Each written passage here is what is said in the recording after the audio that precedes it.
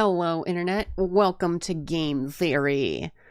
I don't even know why I decided to start stream like that. Guess I have MatPat on the mind.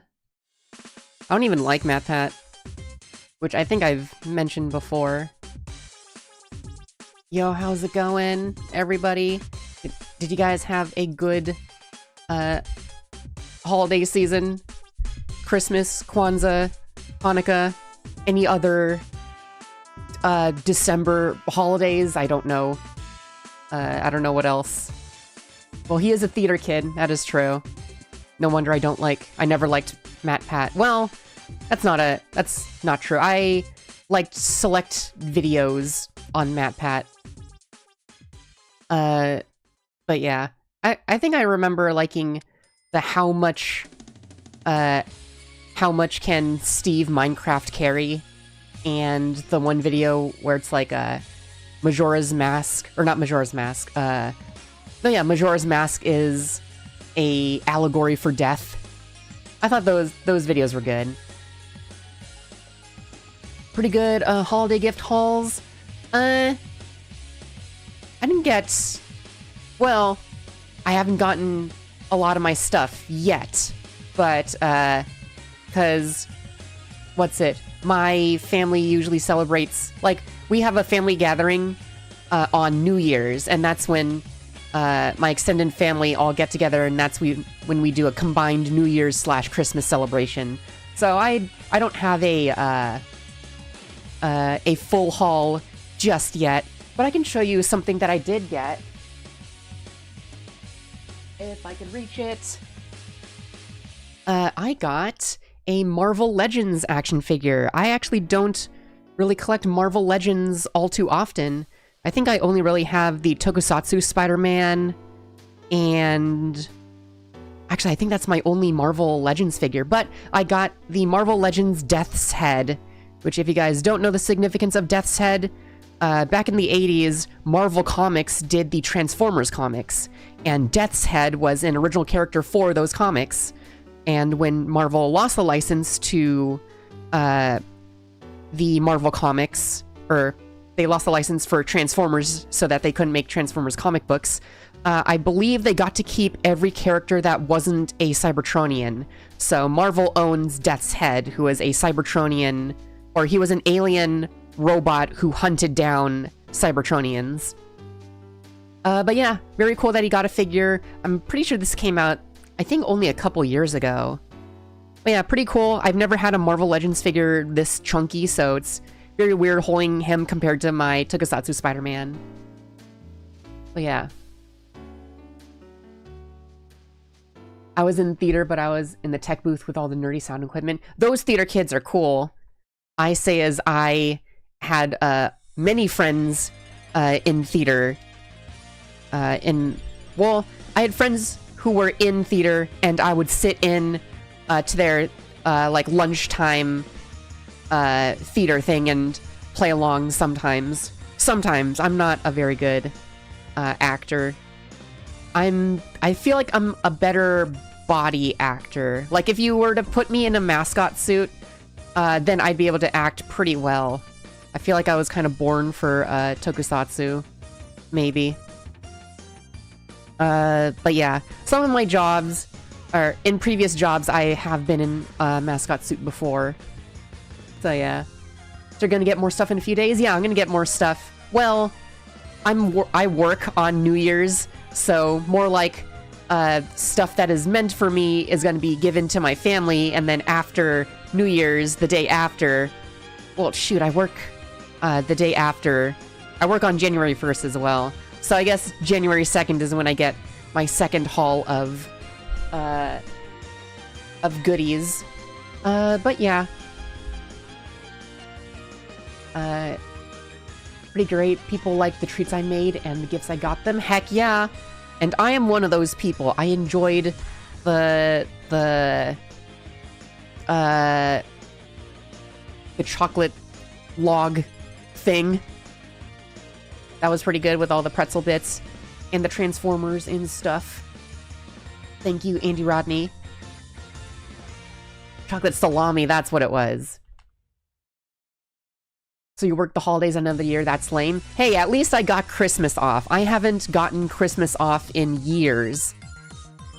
So working New Year's Day and New Year's Eve, that's totally fine with me. So long as I get one or the other. Like, I can work Christmas, or if I work Christmas, I want New Year's off. If I get New Year's, or if I get Christmas off, then I work New Year's.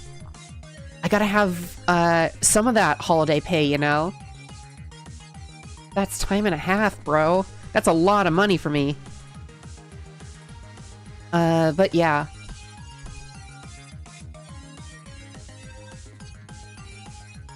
I had 2 weeks vacation, thanks. To be a teacher. Ooh, nice, nice. That's pretty cool. Then again, being a teacher is super hard. Is it hard being a teacher? I hear it is very difficult. I watch a lot of YouTube videos about generational struggles, and I have other friends who are teachers, and I've got an uncle who's a teacher, and I'm on the r/teachers subreddit. I don't even like, I've got no interest in teaching or anything like that, but I'm just always interested in like generational issues. So how is being a teacher? It's very interesting.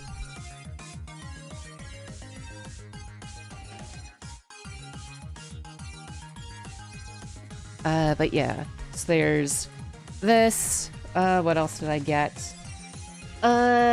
Clothes, which is always good. What else? Mainly just stuff that I got for myself, honestly.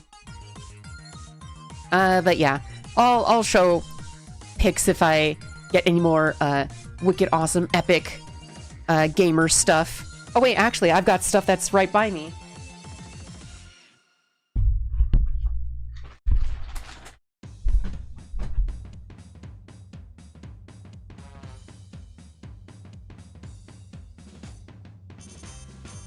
There we go. Got some epic Transformers.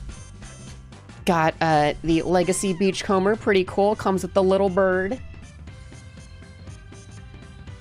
And this is Armada Wheeljack. I totally don't know where I put the drill head, but pretty cool. And then the one that I was most hyped for was Cosmos. This one is the one I've always wanted. I've never... Well, that's a lie. I've had a Cosmos before. It was the Power of the Primes or Combiner Wars. It was one or the other. I think it was Combiner Wars. No. Was it Combiner Wars? I think it was Power of the Primes. What's it? No, or was it Titan's Returns? One of the two, or one of the three. But yeah, I've always wanted like a very G1 style, Cosmos. And yeah, thanks. Shout out to Andy Ronnie for snagging these for me. Heck yeah. Thank you. Someone made a trans pride flag sticker that fits on Cosmos's flag. I hope there's other stickers that can fit on here. Cause in the... I think in IDW... Well, in both IDW continuities, Cosmos is gay.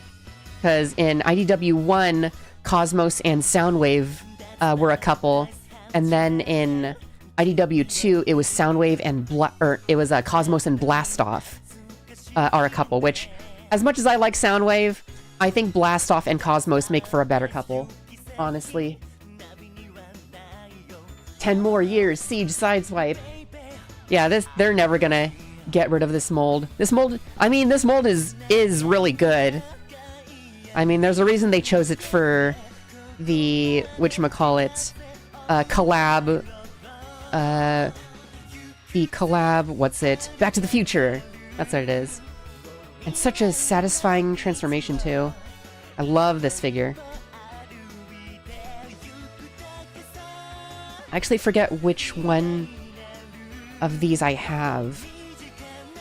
I'm not sure if I have Tiger Track or Deep Cover or something like that. But yeah, what a good figure. Oh wait, I think I have No, I don't have a side swipe. I probably should get a side swipe eventually.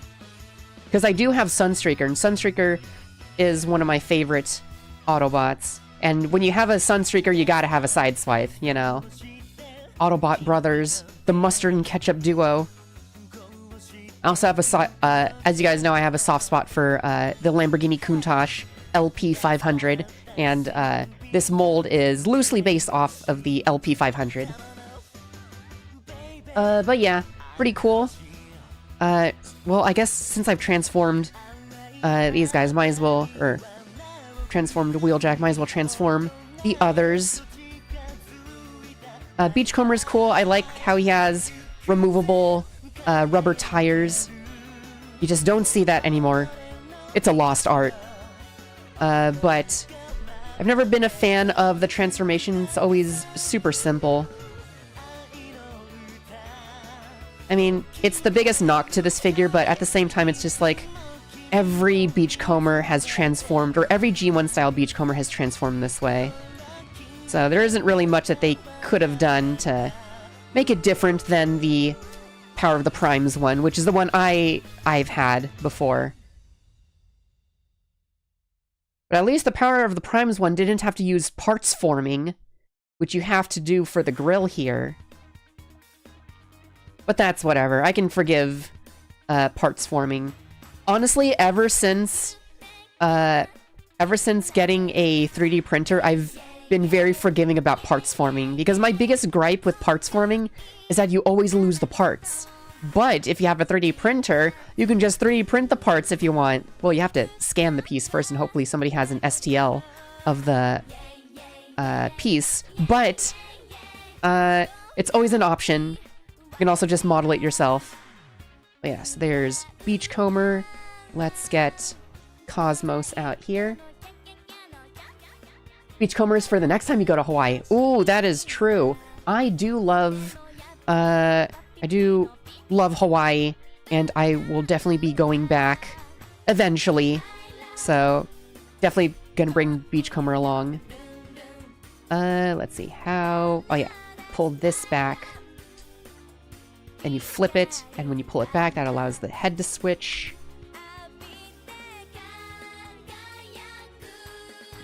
Let's see, wait. Push it. Am I doing something wrong? I haven't transformed this guy in a little bit.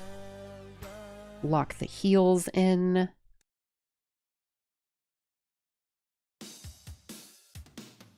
There we go. Wait.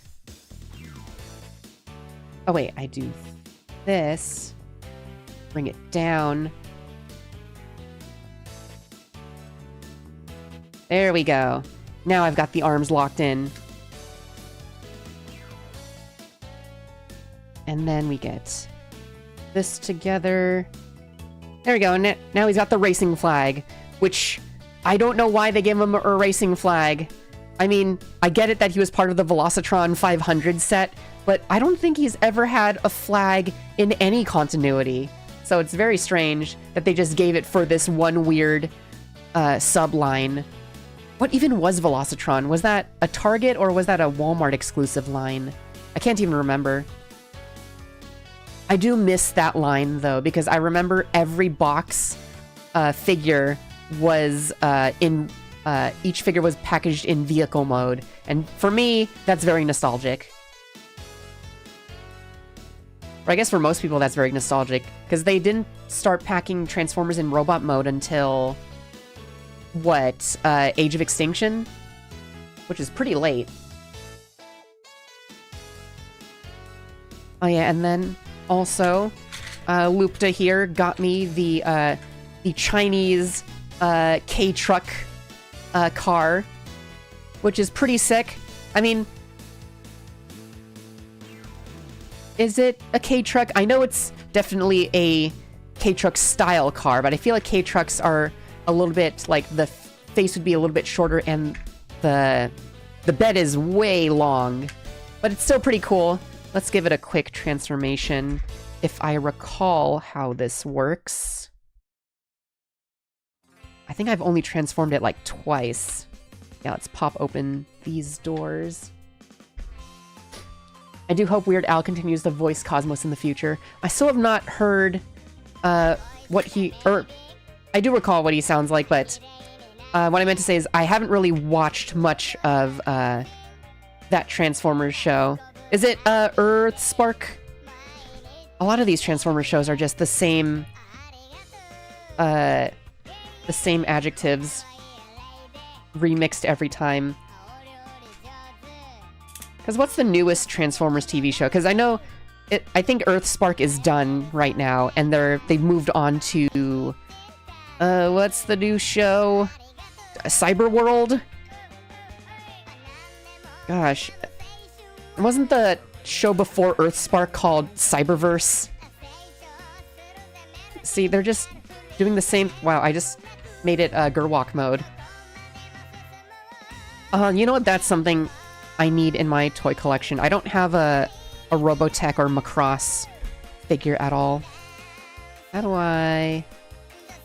Ah, yes, we move this out of the way.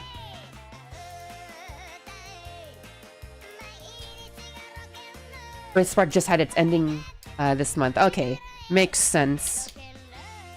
Let's get the head out. How do I... Oh, these... I think they unhook. Yeah, that's right. They unhook. The wings go to the back. Snaps in place. There we go. And then this back piece. Yeah, it just folds up. There we go. And I've got the... Looks like a construction worker. Pretty cool. Pretty cool. I wish things tabbed in better. I do like the ratchets on the knees. But yeah. This definitely feels... I don't even know what to really call it. Second party? I don't know. Or fourth party. This is definitely not the quality of a third-party Transformers figure. But yeah, this feels like its own toy that's on Chinese toy store shelves. But yeah, still pretty fun. I do like having a truck Transformer. You guys know I like my Optimuses. I have very many of them. But yeah, pretty cool. And thank you, Lupta, for this. Those ratchets are so loud. So satisfying, though. You love ratchets like this. It's an original figure, but it still felt like a bootleg. Exactly. That is a very good assessment of it. This definitely feels like a bootleg, but it's not as horrible as, say, something you'd find on, like, Sir Toys. You know? It's, like, so close to being, like, regular, standard action figure. But yeah, pretty cool. I like it. Comes with some random boxes that... Can you even open these boxes? Oh, I love this song. The Rhythm Heaven DS soundtrack is goated. I just hate that I'm hearing these songs on YouTube videos now. Because I'm just like... Because like when YouTubers put music on YouTube videos, I always think of it as like retro music. Because back in the day, people would always put like Super Nintendo music and stuff. But now YouTubers are putting in DS era songs. And I'm just like, oh no. I'm feeling the old... I shouldn't even be talking, I'm not even that old.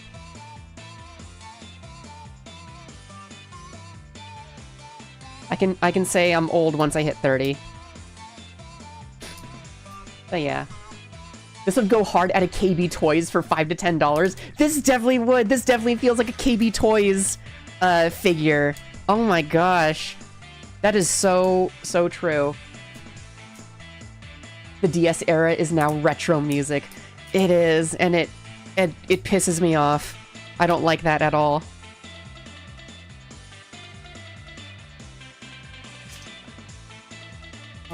we need to get into the actual meat and potatoes of this stream.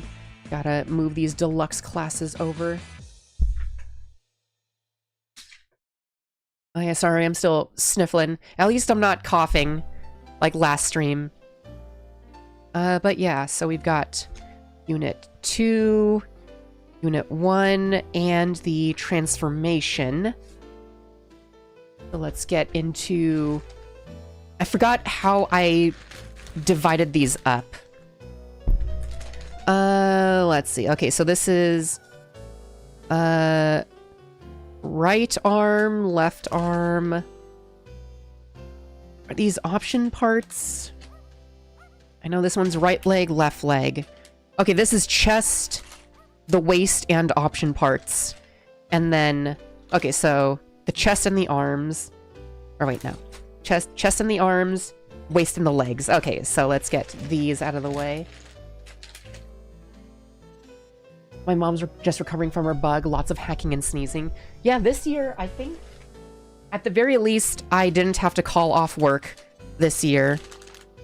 Which is great, because I've got no sick hours, because I used all my sick hours going to friggin' Hawaii. But, yeah, this year's sickness was really intense. I have never been so mucusy. All of this crude oil in my system.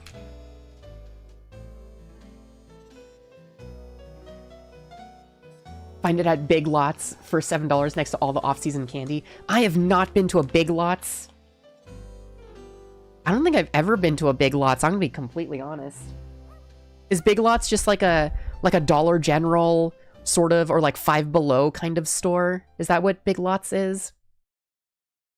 I used to live near Big Lots, but they closed down like 10 years ago, so yeah. Basically, yeah, okay, faux show. Do you got a Diaclone Megatron yet? Diaclone Megatron? I don't think I have one of those. That's an interesting... I don't think I've ever seen that combination of words before. Is there a specific color for a Diaclone Megatron? Well, I guess it wouldn't be Diaclone, it would be a Micro Change Megatron. I don't think Megatron changed at all from his transition from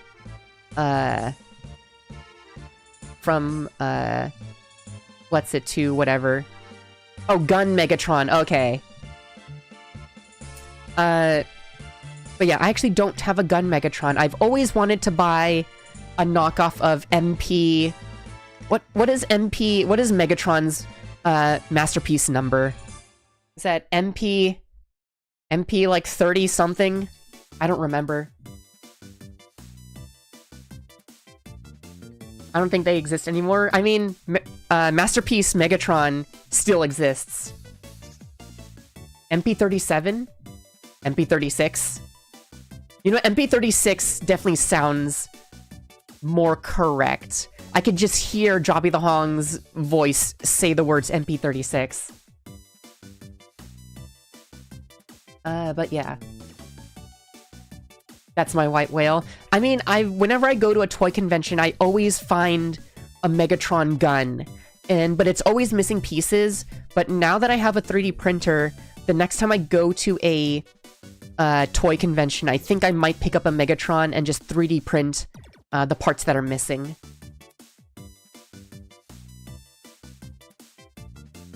No, Big Lots is a thing that doesn't exist anymore. I see, I see. Alright, but yeah, let's get into the actual model kit. Alright. So, as per usual, if this is your first time here, when it comes to model kits, I always cut them out and sand them off stream, just so that the stream could just be assembly. Because I don't like doing multiple streams for different model kits. I just like doing a single stream with one model kit. But if we get through this pretty quick, I do have a second model kit that I do want to put together. Alright, so got the eyeball, looking very Zaku-like. I'll grab an SS86 Megatron if he has the G2 camo pattern. I am waiting for repaints of SS86 Megatron. Because look, Megatron looks cool. Don't get me wrong. I cannot live with a Megatron that doesn't have red on the inside of the legs. That is my thing. That's the one thing I'm super, like, stingy about when it comes to Megatrons. I like Megatrons with the red on the inside of the leg. And I will not buy a SS86 Megatron mold until they come out with, like, a toy-accurate version. Because toy-accurate colors is always my thing. I always like toys, or Transformers with toy-accurate colors. The only time I will pick animation accurate over toy accurate is in the case of Rodimus. Because I like purple Rodimus, or magenta Rodimus. I always thought he looked way cooler as pinkish purple, or pinkish magenta-y over just red.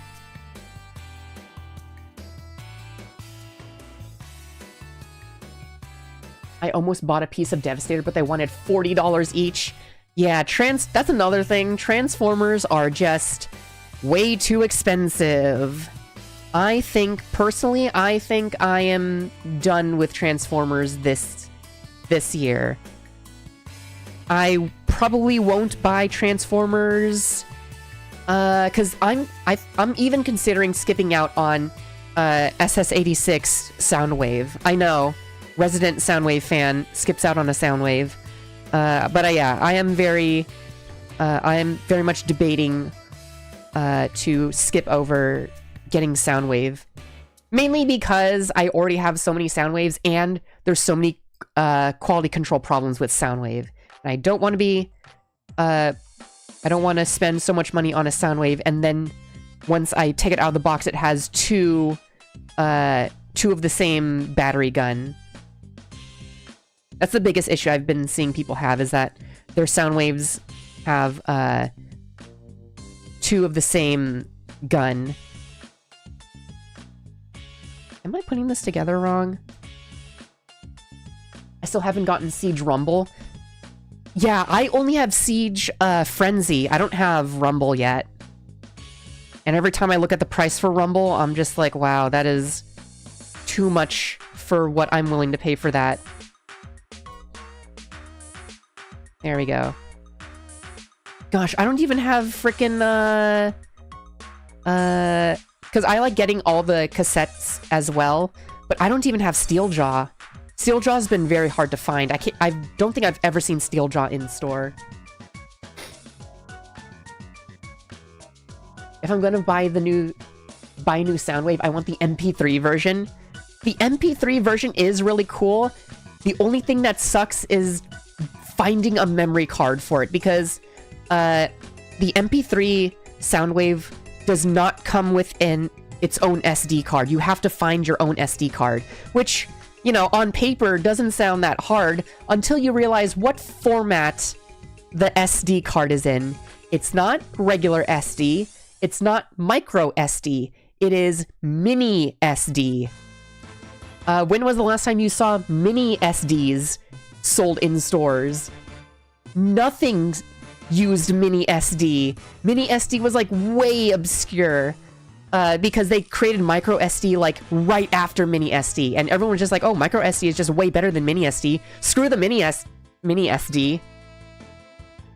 So yeah, so for like the half year that mini SD was on the market, MP3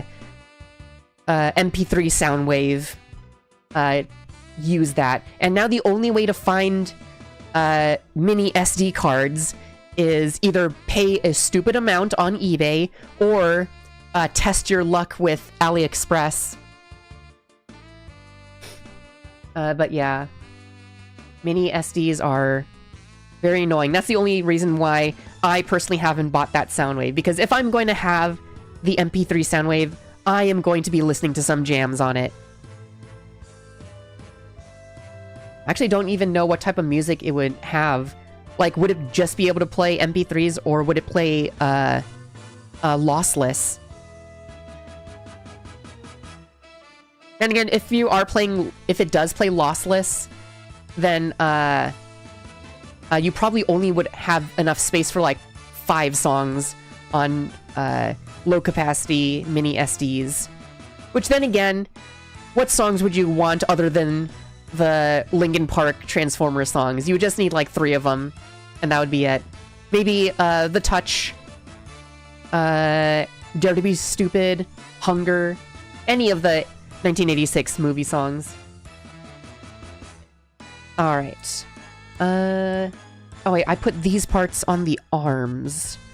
So let me just make the rest of the torso in the meantime. There we go. And then put this here. I don't like how loose that is. Oh, well, actually, it's fitting in pretty well. Where's this? I don't even remember. Oh, this is a remix. Okay, I was gonna say I don't remember which minigame this was. Gotta love the remixes.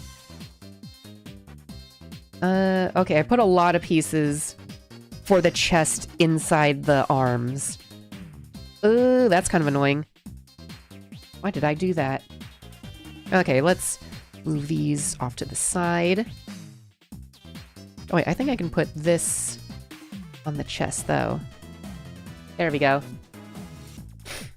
I can't imagine the sound quality would be any good. Well, actually, for the sound quality of MP3 Soundwave, is that, is the quality via, what's it? Is it just headphone? Does it have a headphone jack, or are there actual speakers in it? That's the real question we gotta be asking. Because if it's just a headphone jack, then the sound quality is probably fine. Oh, it has a auxiliary cable. Okay. So no speakers, so the sound quality is probably fine. Okay. We got these pieces out. You can get the RoboSend Soundwave to play your jams. I don't. Okay. I am not the biggest fan of RoboSend. I just don't enjoy their products. I will say, though, it's easy to say that, and then I went to a toy convention like 3 years ago and saw the RoboSend Optimus Prime in person, and I was like, whoa, that is sick. But I think as a toy, it's not my favorite. I don't like it. I think it's only good as a one-trick pony sort of house party toy. If that makes any sense. I just don't think it's a good collectible. I am definitely not the audience for it. And yeah, I'm just not really into it. I think toys like RoboSend are just made for people like the 1%. Nobody in their right mind, the normal, average, everyday person would not buy this. And it's just for all the tech bros who like robotics on a surface level and all that stuff. I'm not into it. Yeah, RoboSend just seems like a rich nerd flex. Exactly. And I'm not saying this because I'm broke.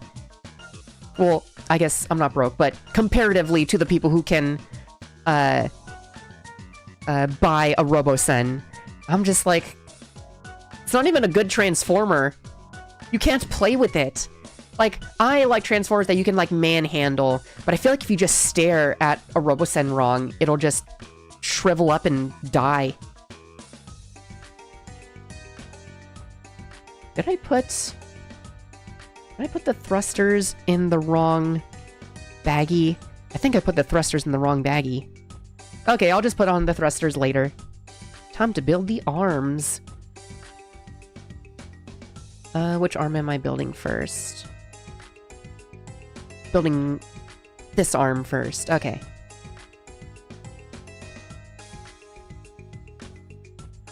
Let's see. One with the peg goes down. That in there. God, this song is traumatizing me. This is part of the robot minigame. The robot minigame was always super hard for me, and I don't get why. I'm just like, I am one of these things. I should be good at this. Oh, this is a goated song. Alright. And then let's start with this arm too. Peck your beak.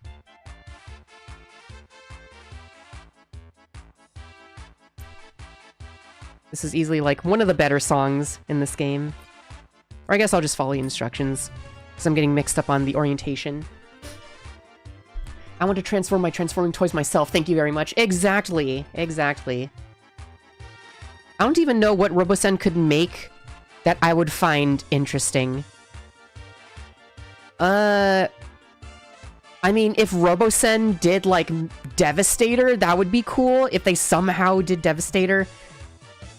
I think I recall that there was plans for a Robosen Devastator years ago.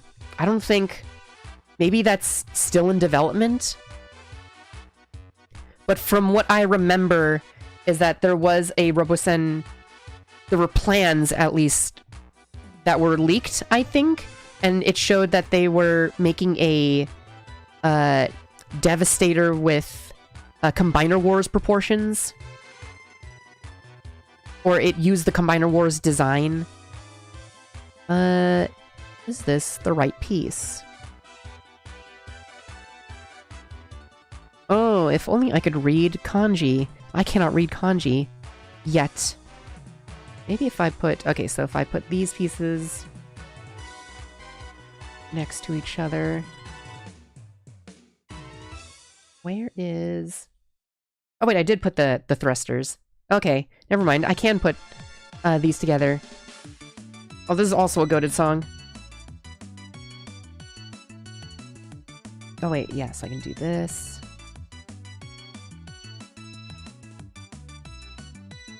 Come on. Let me put this in. That would still probably cost like 10 grand. That is true. But I would love to see it IRL. If they ever did make... Devastator. I wonder how big it would be. Which two pieces am I looking for? Looking for these two.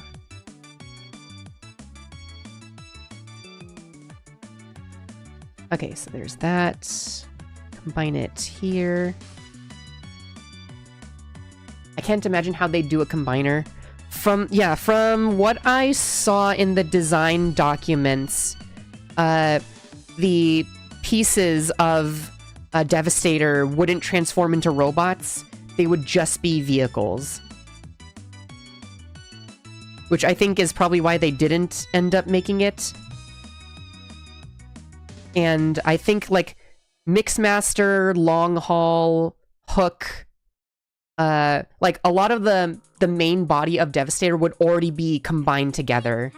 So the only parts that would come together would be, like, maybe just the arms and maybe, like, the legs. But the main body, like, Devastator's whole chest and waist would all be, like, one piece.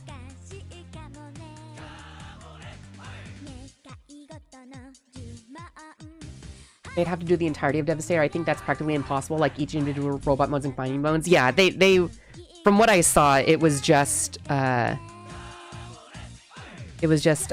it? Vehicle modes. Just vehicle modes and the robot. So they're going the blockies route.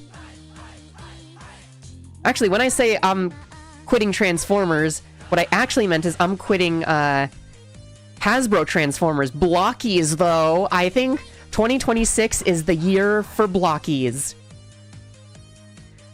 Man.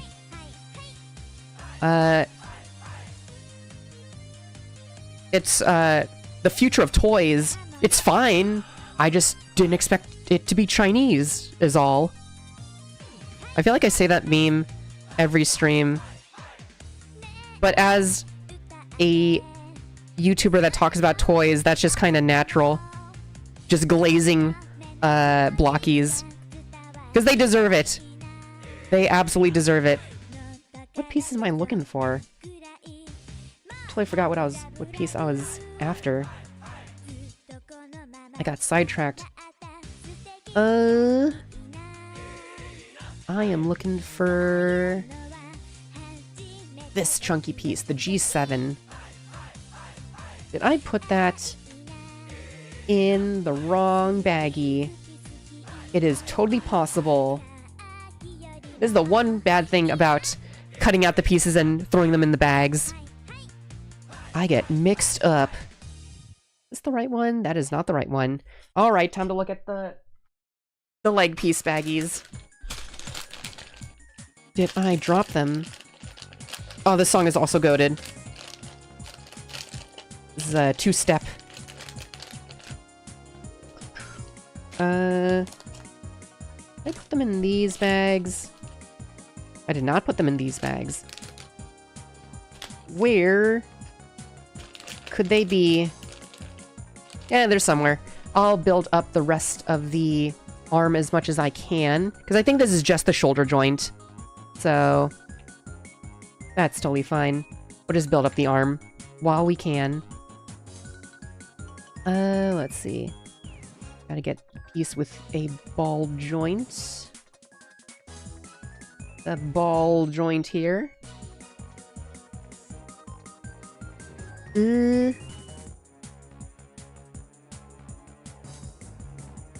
wait. Yeah, it's not a ball joint. It is this, one joint right here. Just a hinge. Oh yeah, then I get this hinge. There we go. Now I can put this together. Are you in Korea?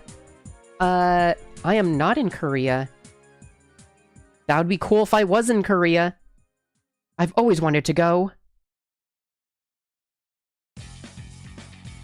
Let's see. So these pieces... Oh, this is the top of the elbow. Yeah, I am not in Korea. I am just in... I'm cursed to live in California. Is that supposed to... That is not supposed to. I'm supposed to be putting in this piece on top.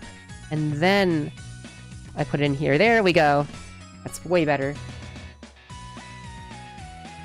Then we put this here. There's this piece. Kelly's only minorly cursed. At least we aren't in Ohio. That is true. That is true. I just say I'm cursed to live in California because it is so expensive to live in the San Francisco Bay Area. I do not like being here, especially because of all the tech bros here.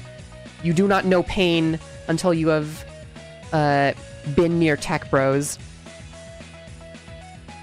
The fact that I have some coworkers who talk about crypto, I'm just like, dog, I wish I could fire you for saying the word crypto.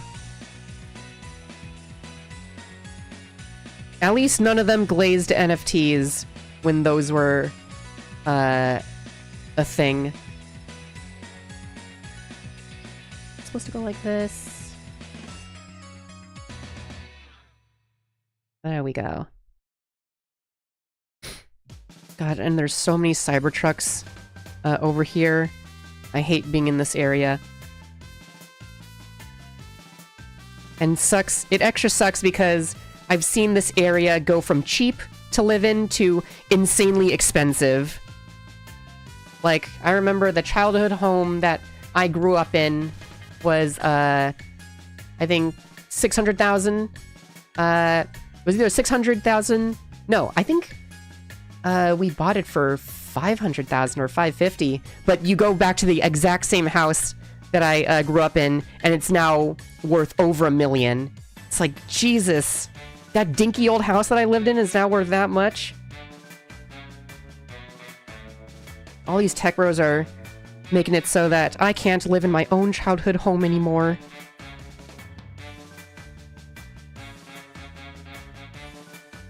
All these companies need to go away. Or just keep it contained to, like, Mountain View.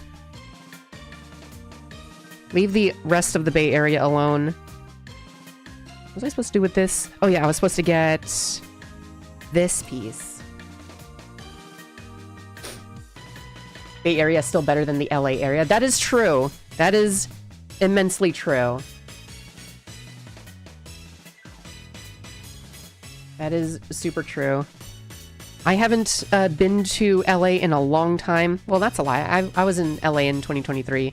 But I haven't really been to LA for extended periods of time. I used to go to LA every year because I had family down there. But yeah, I have not been... I have not experienced how people are like down there in a long time. Not since like 2018, because 2018 was when I was in LA for like a week for Anime Expo. And that was actually kind of fun. For the most part. I will still never forgive Anime Expo for screwing my friends and I over with the Fooly Cooly panel. Granted, that season of Fooly Cooly wasn't good, but still. Shake my frickin' head, making us wait in 115-degree weather. Only for us not to be able to get into the frickin' panel. Ugh.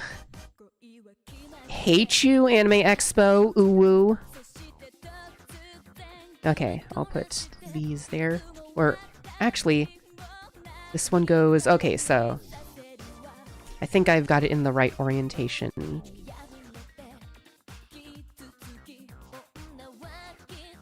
Yeah, okay. Got the arms exactly where I want them.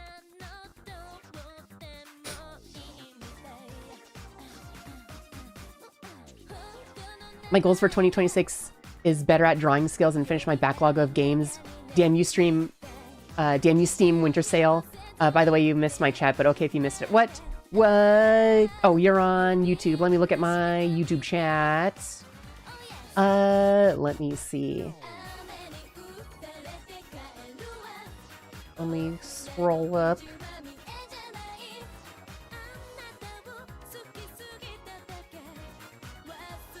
Oh, I can't see.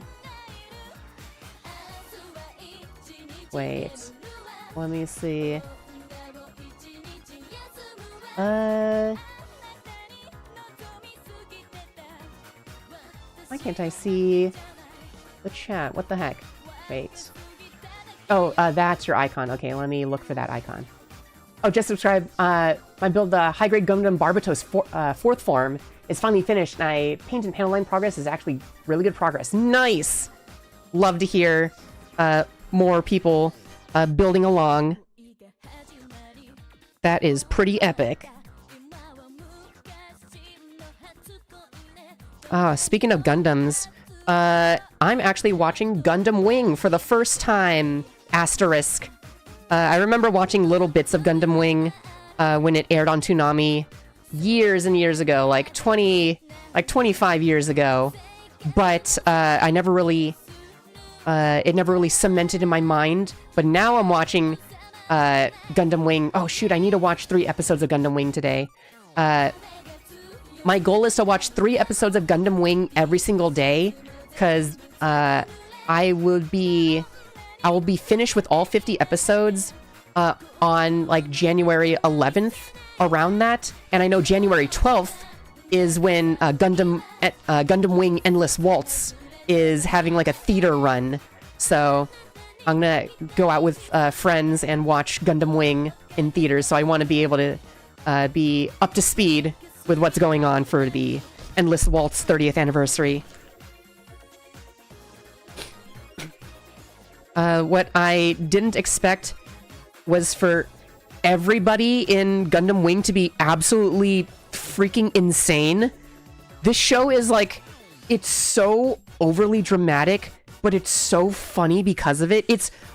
Gundam Wing is literally like the most unintentionally funny show I've watched. It's definitely the funniest Gundam property.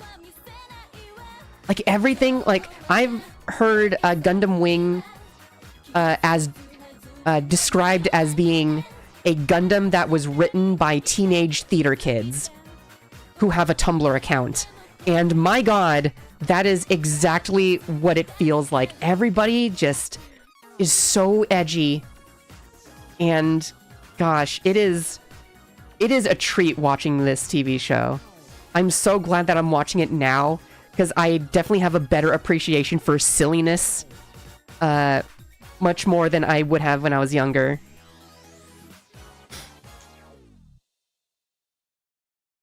I always got the Wattpad vibe from it. It is so, yeah, Wattpad vibes. It's so silly.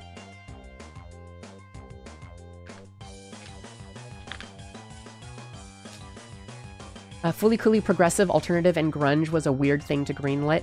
I only ever watched Progressive. I've heard Alternative is the better of those seasons, but being the better of the seasons is like... well, I was gonna make the comparison, but even that's better. I was gonna say Alternative is the Star Wars Episode 3 of the prequels, where it's...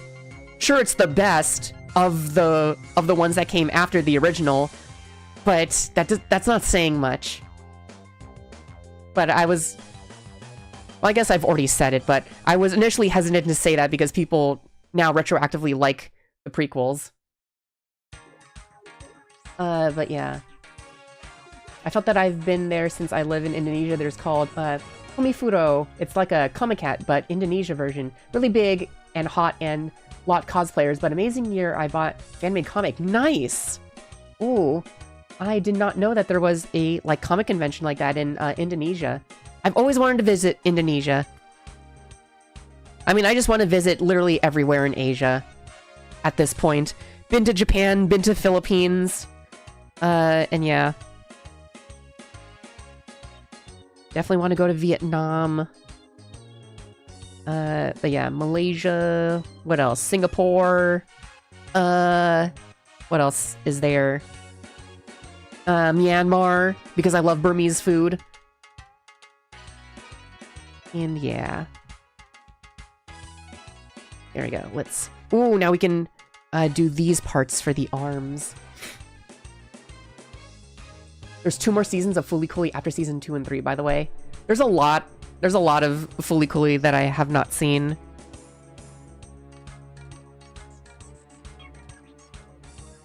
Gundam Wing was the edgy boy band one. It's of that era. It is very edgy boy band. Gosh, and everybody is so insane. Not a single... Well, that's a lie. I was gonna say not a single person is normal in that show, but... the only normal person is Duo, which weirdly enough, the most normal person is the pilot of the Death Scythe, the edgiest Gundam. But yeah, he is like the most normal out of all of the Gundam pilots. But yeah, the show is absolutely insane, so unintentionally funny. I think it's definitely one of those shows that's better watched with bros, because it is so goofy. But yeah, I highly recommend watching Gundam Wing. It's so good. It's very much... It's almost like...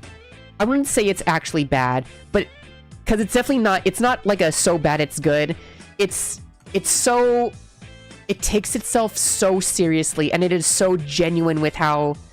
it plays into the edge, which is very commendable. You don't see Gundam series as weird as Wing anymore, which is a shame. I mean, we were close with Gundam Iron-Blooded Orphans. In fact, I get a lot of Iron-Blooded Orphans vibes from Gundam Wing, actually. It feels like these were both made for the same audience, but in different eras. Like this, Gundam Wing was definitely the teenagers, made for the teenagers of the 90s, and then Iron Blood Orphans is definitely the gritty, dramatic thing for teenagers in the 2010s. People only like the prequels now because 7, 8, and 9 are hot garbage. That is true. We only like 1, 2, and 3 because we found something that was worse.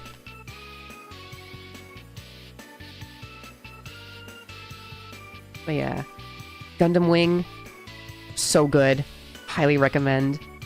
It's so wacky. God, and frickin' there's one thing that always gets me, is that every time they interact with animals, it's always so... Like, okay, there was one part that made me laugh super hard, is that there was one scene where Wu Fei is one of the 5 Gundam pilots, and he pilots the Gundam, the Shenlong Gundam, and then later the Altron Gundam.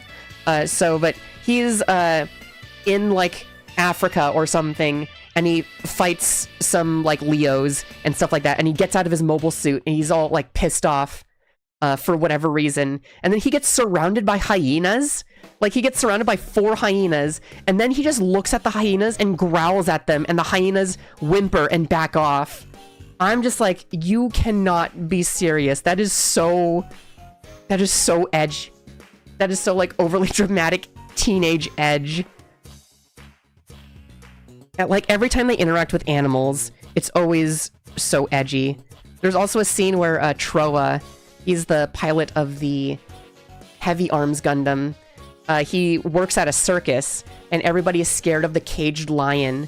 And then he puts his arm into the lion's cage, and the lion starts to actually doesn't growl at him, and instead puts his face up to Troa's hand. And then Catherine comes in, and she's just like, "Oh wow, you and the lion are one and the same." It's like, wow, that is so edge, so dramatic. And it also helps that I'm watching this in I'm watching the English dub, so the English dubbing wasn't very good back in the day. It isn't like how it is right now, where every English dub is like pretty good. But yeah, the delivery on all the lines is so very stunted and feels very weird. So the English voice acting very much adds to, like, the strangeness of the series. If you are gonna watch Gundam Wing, highly recommend watching it in English. You just gotta. That's the only real way to watch it. You have to get all of the cheesiness.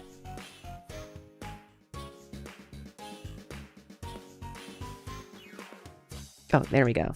That's how it is. Okay, wait. So, how do we... Okay, so we do this.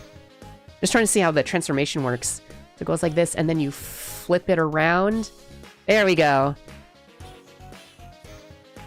Yeah, that's how it works. Awesome.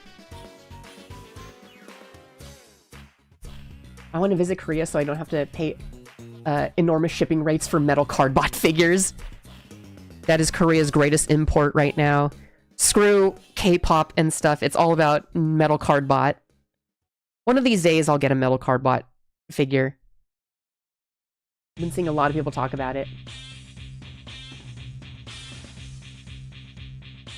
Next year, Comic Furo from Indonesia, we have a guest that is a mangaka visit to sign and cast. Kamen Rider actor is going to be there. Oh, which Kamen Rider actor is going to be there? That sounds awesome. I was just reminded of the nation-themed Gundams like Holland and the Nigerian Gundam. No, the Kenyan Gundam. Yeah, from G Gundam. I wish we got a Gundam that was as wacky as G Gundam and Gundam Wing. They just don't make Gundams like they used to. Like, Gundam Build Fighters is, like, kind of close, but I feel like it's too contained. It's too chained. We need the unchained energy that the 90s had.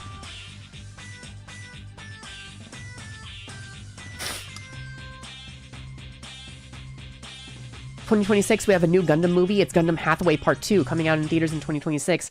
I can't wait for Gundam Hathaway.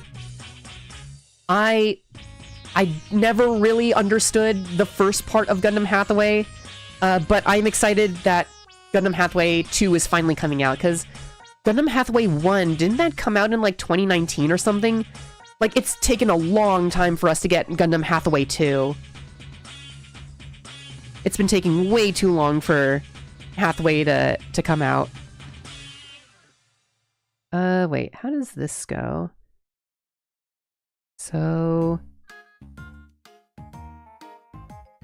this, I think this goes on the outside. Does this go? That does not go there. That go here. Okay, so there's that. That in.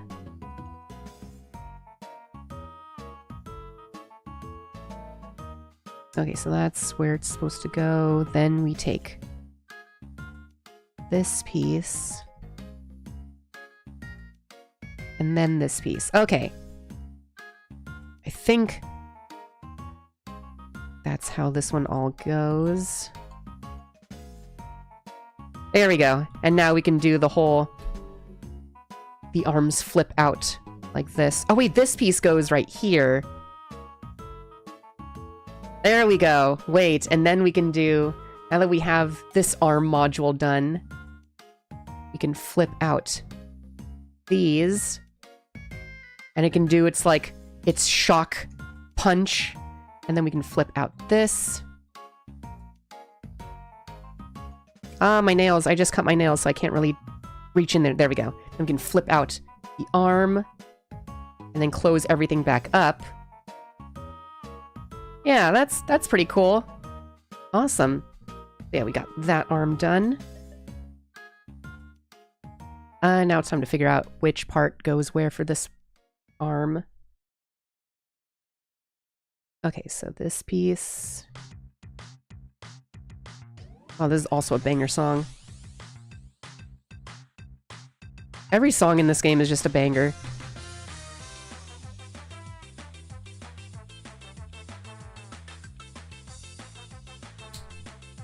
Also love that this is the ska version.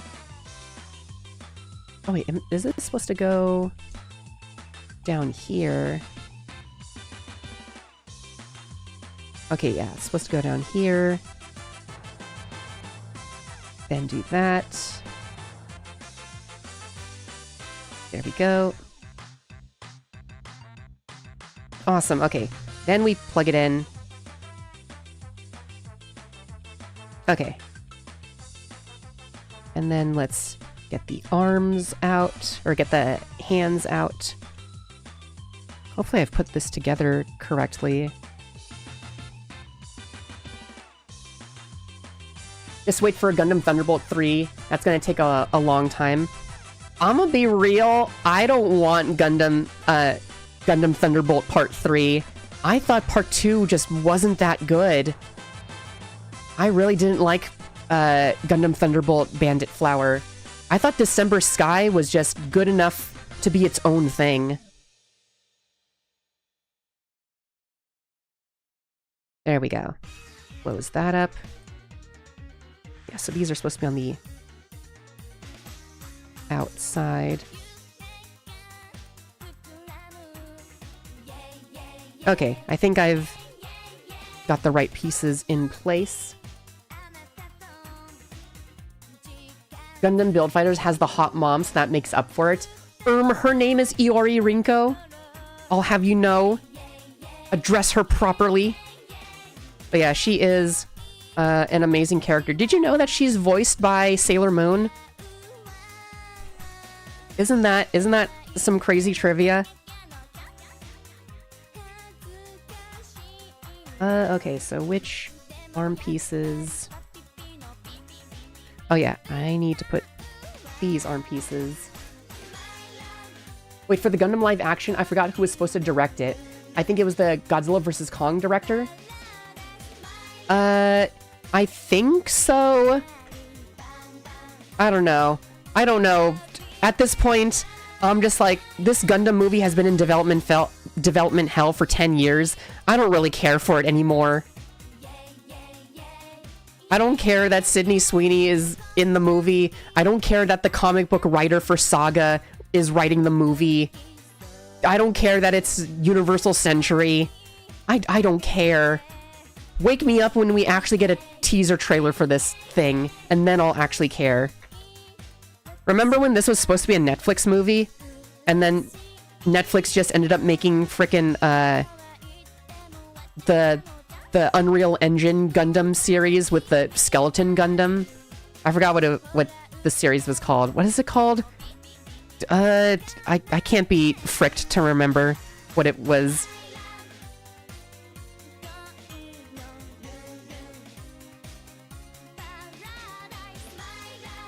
Can't wait for Chris Pratt to play Char. That would be very interesting if they got Chris Pratt to play Char.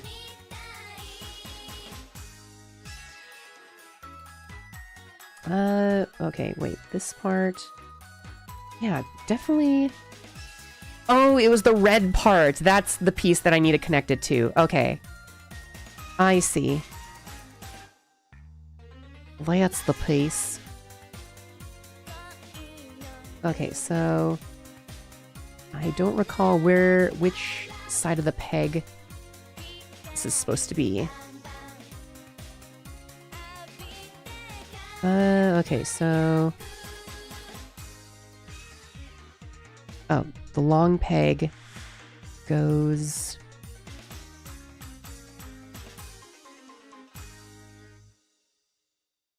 Yeah, the long peg goes in here.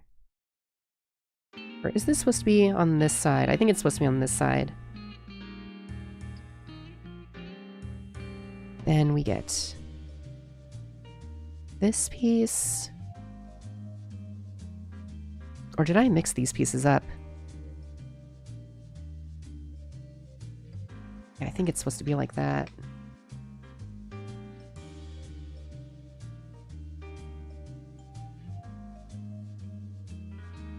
Or not.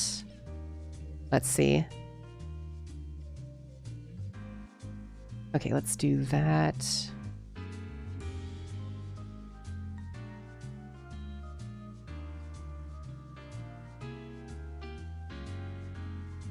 There we go. Chris Pratt Char wearing Star-Lord mask would be funny in Absolute Cinema. That would be pretty funny, I do gotta admit. Emerald Ray, Tom Holland. That would be interesting. Now, they gotta be the same age, so all the Fujoshis can make Char and Amuro ships. It would be weird if it was Tom Holland and Chris Pratt. Too much of an age gap. But given that it is UC, I really wonder if they're going to do an original thing, or if they're going to adapt an actual storyline. Because, like, I'd like to think that they'll do an original thing, kind of like how Gundam... what was the Canadian Gundam movie? Gundam G Savior was, you know? Let's see, so this piece... like this, I think.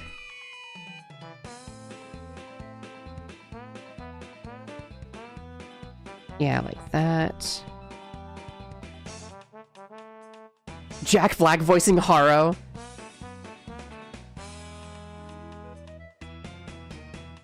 Who's gonna be Banagher Lynx and Camille for next live-action Gundam? Who would be Banana? Honestly, I feel like I could see... I feel like Tom Holland would be the better Camille or Banagher Lynx. So do we put this... I think I'm getting mixed up on which pieces go where. Let me just double check. Bring this closer to my face.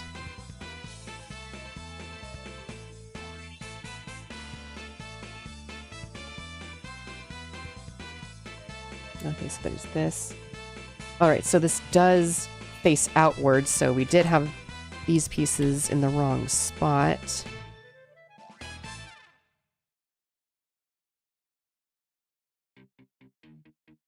Okay. There's that.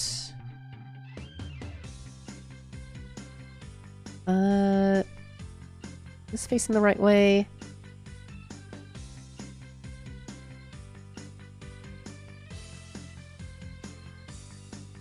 Or did I have it in the wrong position the entire time?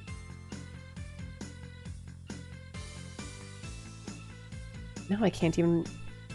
Ugh! I have to go look more closely at the thing.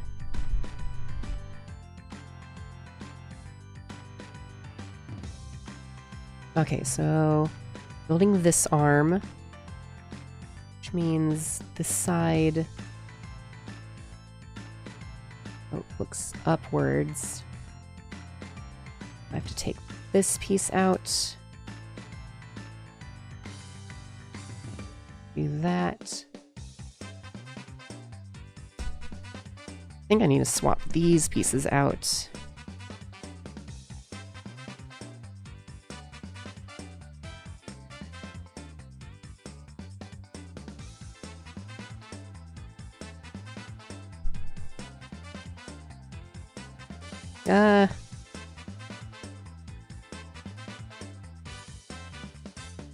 Okay. Now I think these pieces are correct. Which means now I could go insert this piece. Right, and now we put in this part.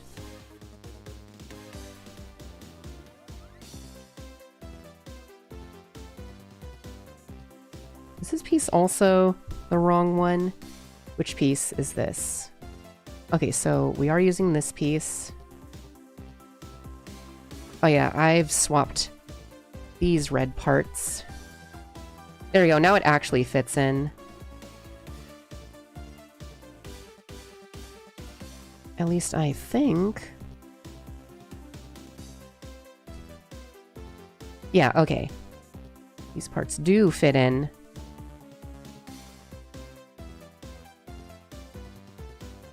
Alright, combine that together. Then this.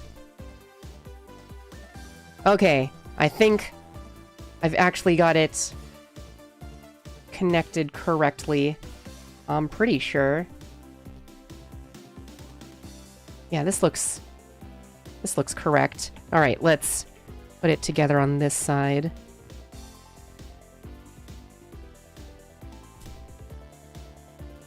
There we go.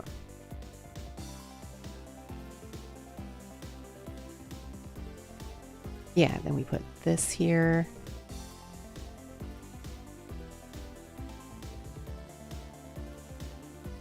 G-Savior, eh? Yeah, G-Savior was the only other live-action Gundam series, or Gundam movie. It was a Canadian thing, and the live-action, or the CGI for the Gundam fights looked very much like a PS1 full-motion video. Graphics, it was very funky looking. How like these go on the side. Okay, now we've got these. So we take this piece. This combines into here.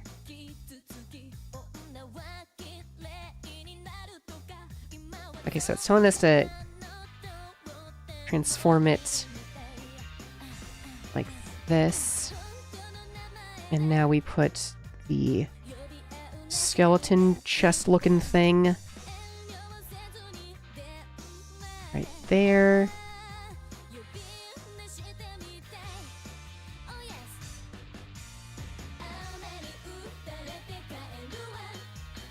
Okay. Oh, did I put the hands backwards? Okay, I'll fix that later. Oh wait, I'm supposed to combine this part of the body as well. Oops.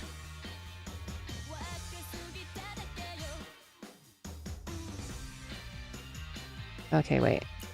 Let's pull this apart. Hopefully I don't break anything.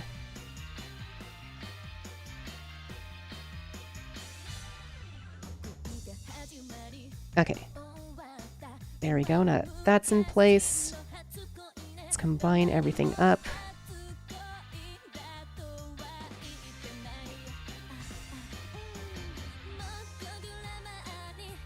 Okay, I think I've got this all in place.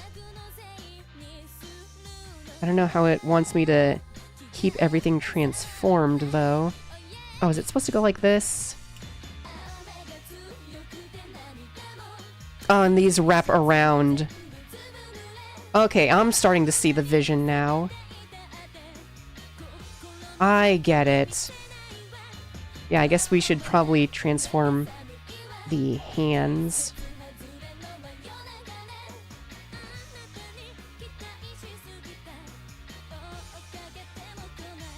There we go. These honestly feel like cutting off these tabs, because these tabs are very hard to take out. There you go. There's that. Oh, and we... There we go, okay. To also change the orientation of the hands.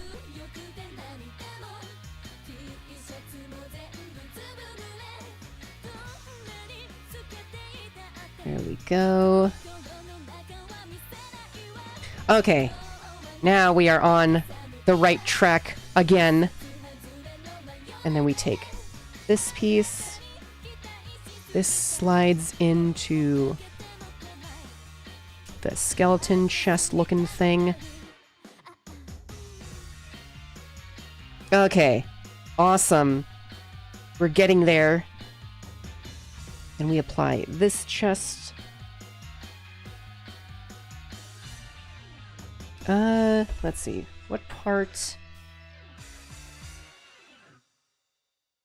Okay, so we just leave this brace on. Place the chest piece. Awesome.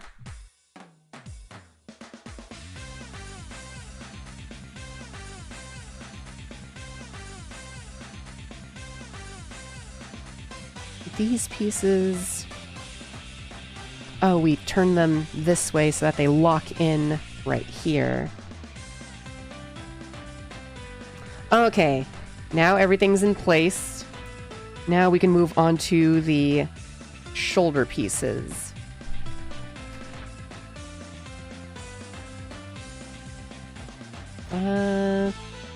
Where is... Okay, so we've got these pieces. I don't know where these pieces go. I think these may be like skirt pieces. I'll just leave them off to the side.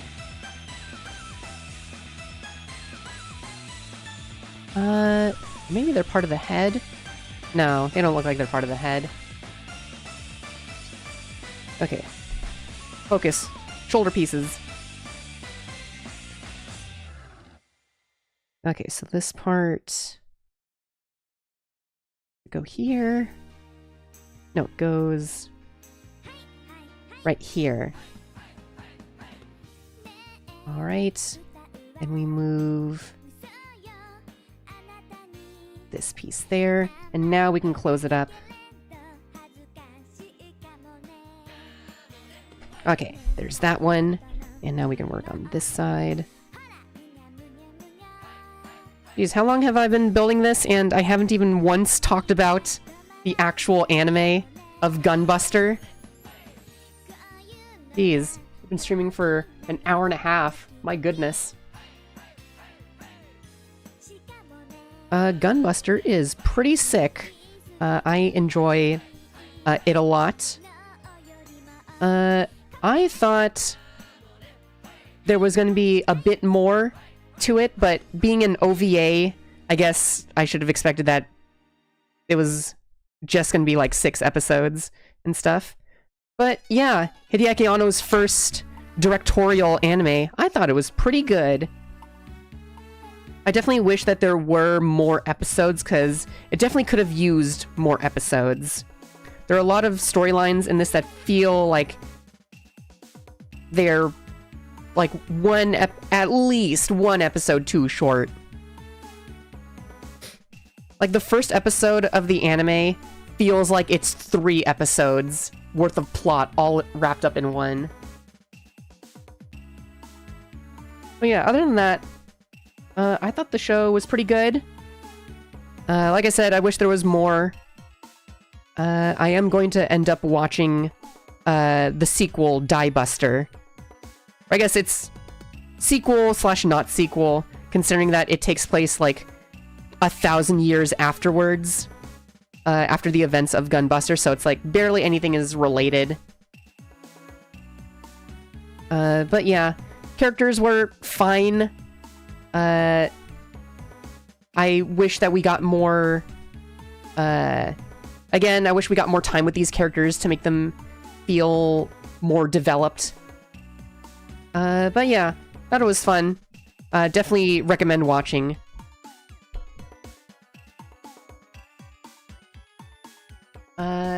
Wait, you have a Gundam base in California, right? Because they have a limited edition Gundam item. I wanted to go to Gundam base Japan, but ticket in an airplane is expensive, but Japan Gundam cheap, only $10.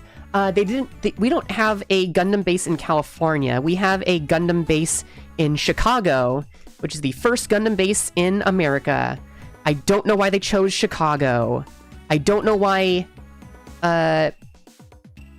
Bandai is allergic to California. They do not put anything in California unless it is LA. I don't understand that. Especially since San Francisco, there are so many Asian people in San Francisco.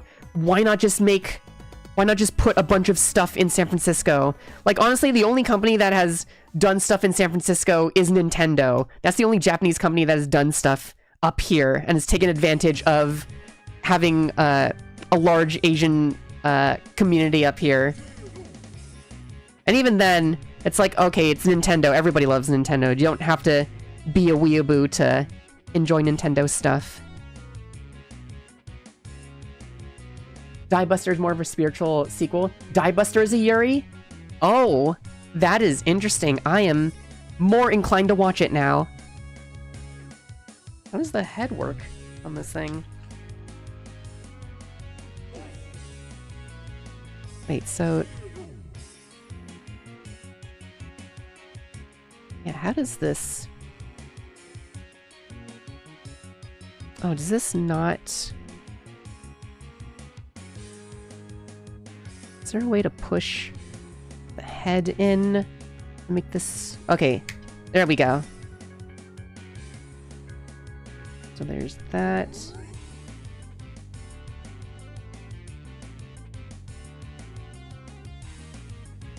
Oh, we gotta pull these up. And then we put this piece on here. I don't know how...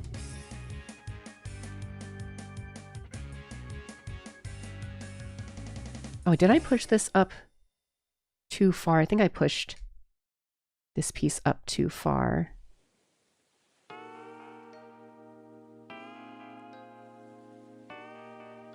There we go. Man, this is the most complicated transformation build Bandai has done. Okay, I think we have the complete Buster Machine 1.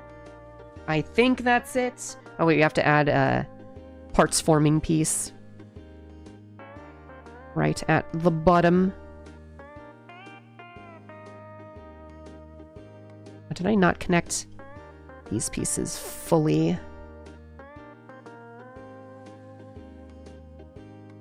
Okay.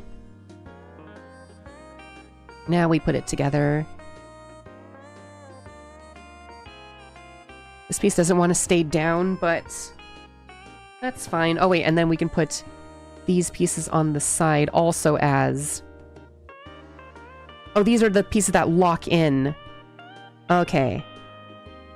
Everything is starting to make sense now. if these pieces will go in.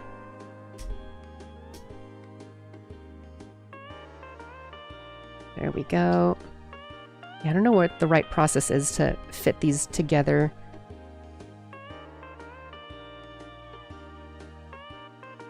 Okay.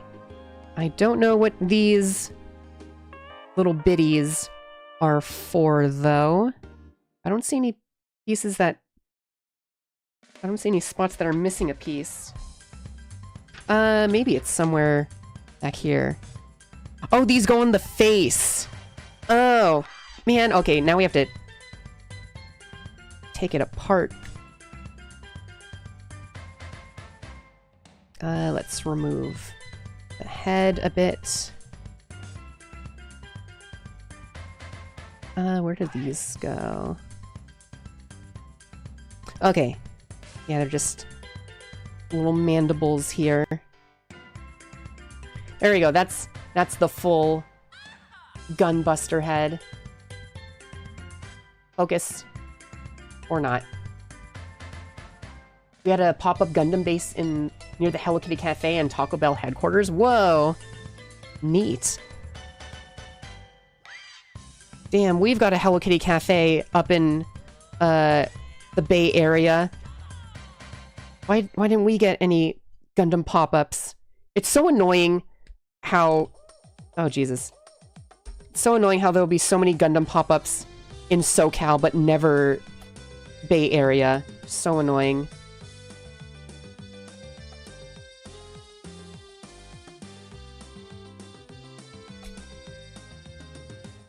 Okay, there we go.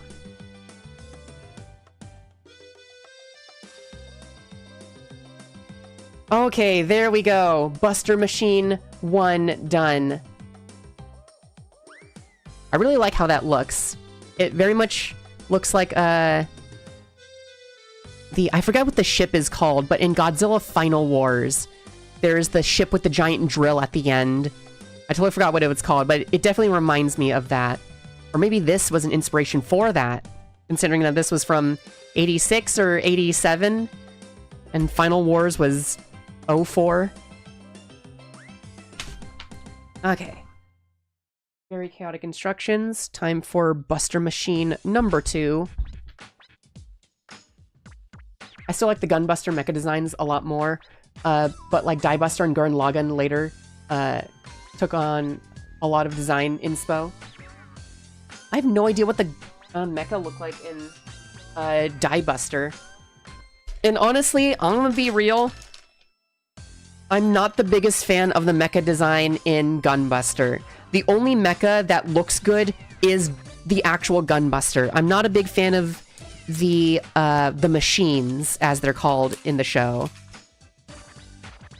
I like Gunbuster, and I like the starship design, but not a big fan of the mecha design. TBH.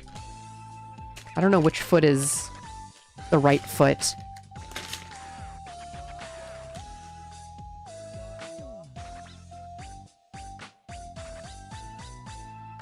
Put that there.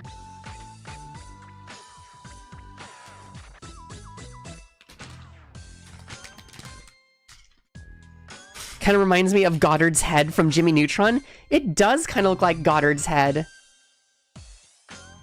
Yeah, it's got the same, because, like, yeah, isn't Goddard was also gray and orange, right?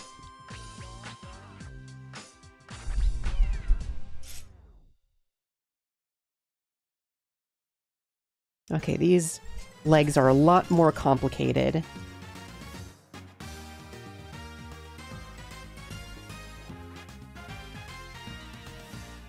Okay, so we are starting off with the legs first. I thought we were going to make the crotch unit.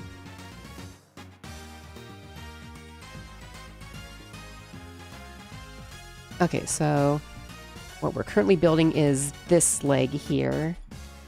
Start off with that. And take these pieces. Guess we're making the knee joint.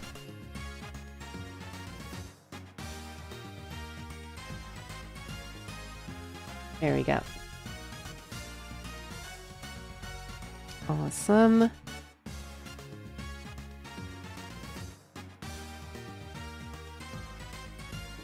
I think we'll actually finish this model kit early, so it's a good thing I do have another model kit in the ready to also build and put together. I was actually working on it at work just today. So it's a good thing I was slacking off and building Gunpla instead of doing my actual job. But it's a Monday, so I had a lot of downtime. It's fine.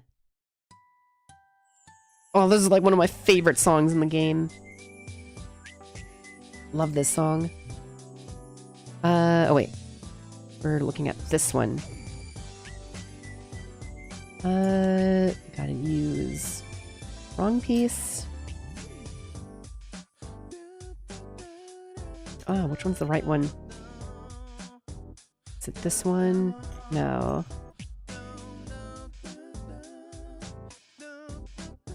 I have no idea which piece I'm looking at.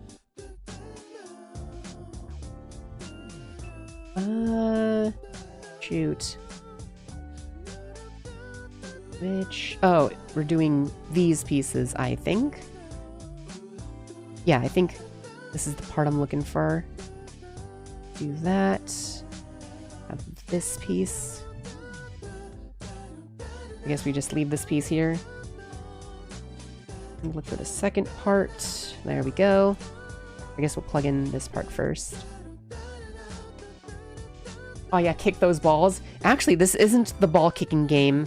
This is a love lab where you shake laboratory beakers, but it does have the same does have like the same feel as the ball kicking one. There we go. What's funny is that the most famous Rhythm Heaven is the Rhythm Heaven on the Wii U, which is where the ball kicking one comes from. I've never played the Wii U version, and I've played like every Rhythm Heaven game except for the Wii version, or the Wii U version. I definitely need to get my hands on that.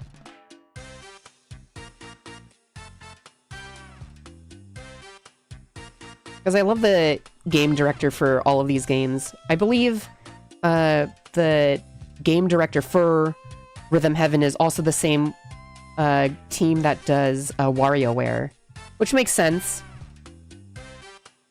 All these minigames are very similar.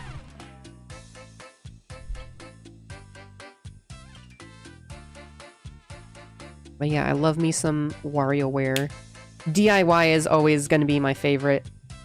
Purely from nostalgia.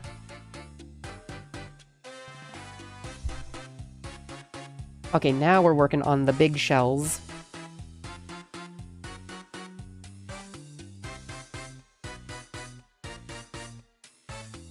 There we go.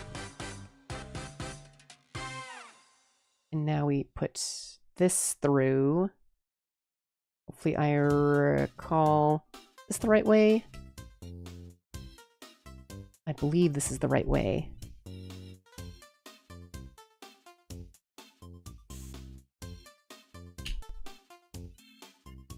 Very cool. Oh, and then you twist it, and that's what locks it in place. Interesting. Okay. Let's put that down. We'll work on this side. Oh, wait, let's... Probably we should have examined this one a bit more. Maybe if I do this. Or slightly bend it. Oh!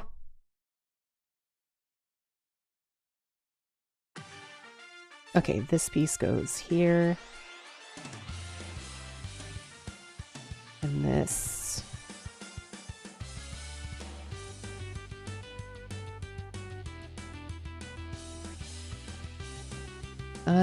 Okay. There we go. I think I've got everything all put together. It's funny when your model goes into sad face when you're struggling with the model build. And I think I now need to get... I was thinking about this earlier. Maybe I do need to get... Finally need to get an iPhone so I can get the better face tracking. But yeah, whenever I look down, the model kit goes sad. And I just brushed away my bangs so that it reads my eyebrows better.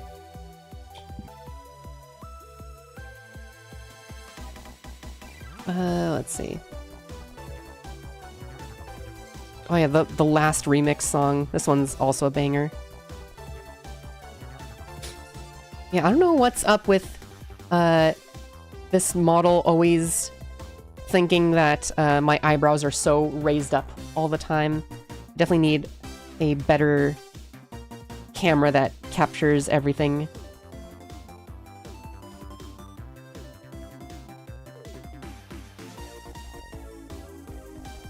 Does this go here?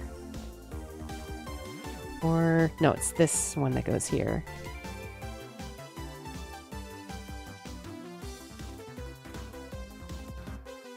There we go.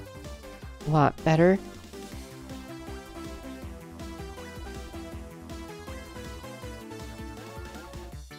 Oh, I wish this captured my head bobs a bit more, because I'm like absolutely jamming to this music.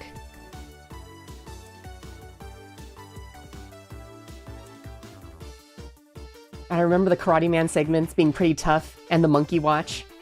Yeah, the Karate Man segments were pretty tough. Gosh, I can't remember which minigame I had the hardest time on, though. Oh, you know what? Actually, it was the Guiro section.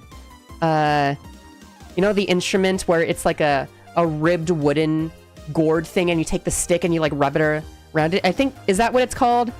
I think it's like a South American instrument. Or something of that sort. But I remember that minigame was always really tough.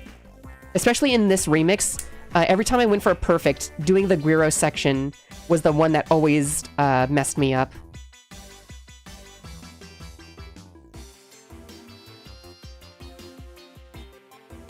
Okay, now that I got these leg pieces, I have to do the knee joint.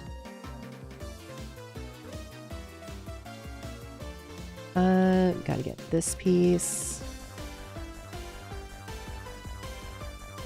And then... okay, yeah, I don't think it matters which spot or which orientation I have it.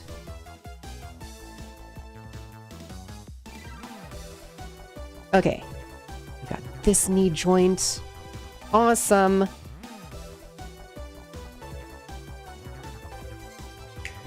Oh, there we go. And then we get the full bend.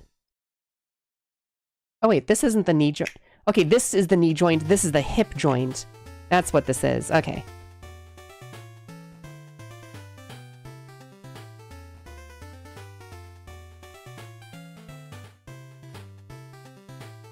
There we go. That together. Hip joint, snap in place, testing motion. Awesome. Now we work on the feet. Let's go. Actually, let's get the knee joint. Just because that's simple enough.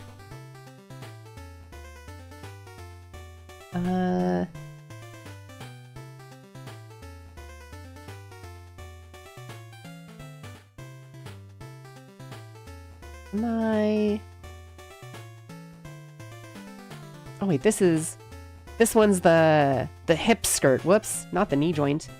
This one's the knee joint. Or the knee armor. The narmer, if you will.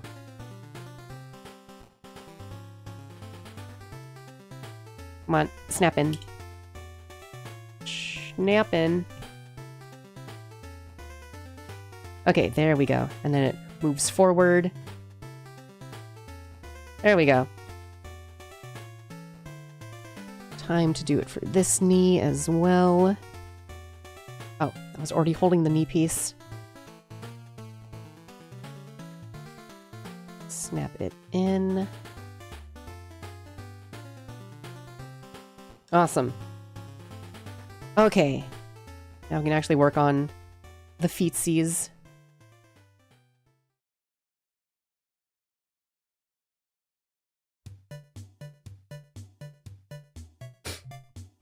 What do you mean Rhythm Heaven Fever is going for over 200 on eBay? Oh my god. The video game market, the retro game market is just destroyed. We need a reset. We need a reset as society. Let's have a solar flare come in and destroy all technology, and we can reset. That's the only way to fix the gaming market. Is to go through a near apocalyptic destruction of society. How do I... Oh, I take... This is the foot piece.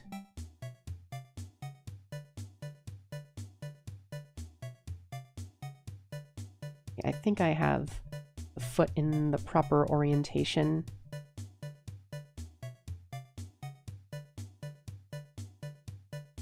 Okay, and this one, the circular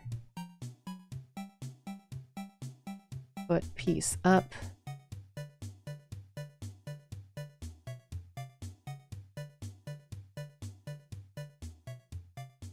Okay, let's try to mirror this on the other side.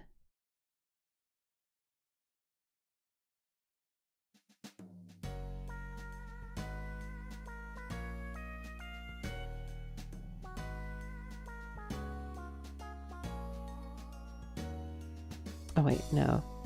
This piece. There we go. Okay. Got these pieces mirrored, all correct. And we combine the tip of the toe.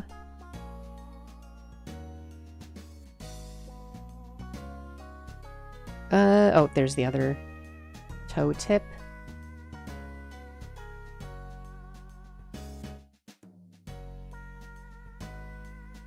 Okay, I think these are good. Now, what piece? Okay, we need to get this, this, and these two.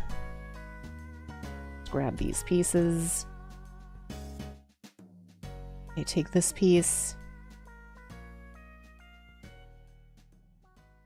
Put it in there.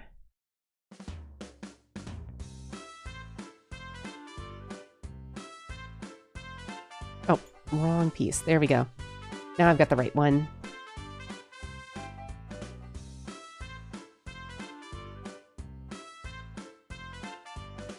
And now I take these smaller pieces and put them together.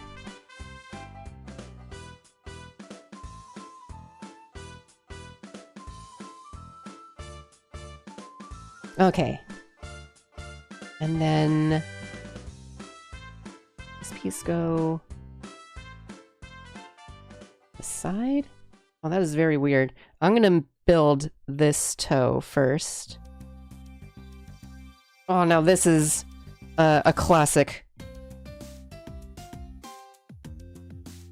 Okay, this is the original one, not the yellow construction.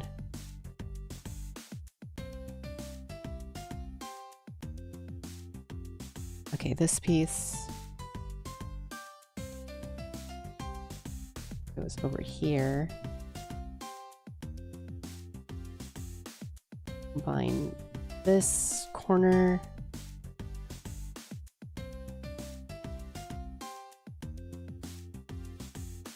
I think this is how it's supposed to go. No, I've got it. Gotta swap the ends of these joints.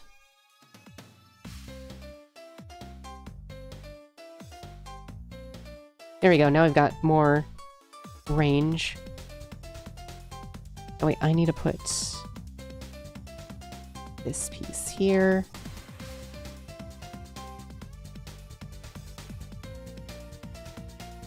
Then I put the toe on. Okay, there we go. Got these pieces done. All the internet just explodes if 3 to 4 buildings suddenly shut down. That is true, yeah, we saw that with the what was it? The Amazon AWS sort of situation a couple weeks ago? Was it a couple weeks ago?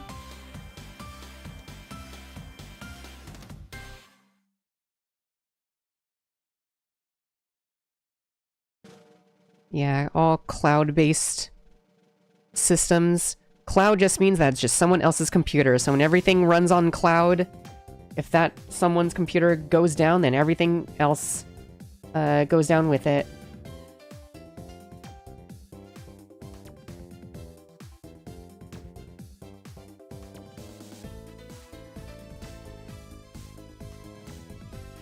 Alright, so we've got these pieces. This goes in here.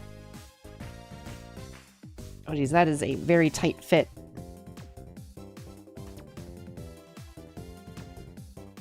Alright.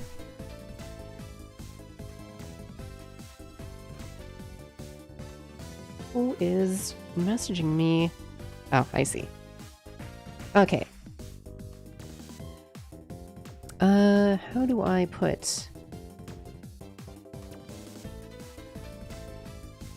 I need to put these together. Oh, and then this... What the flip? Oh, that's how it all locks in. Interesting.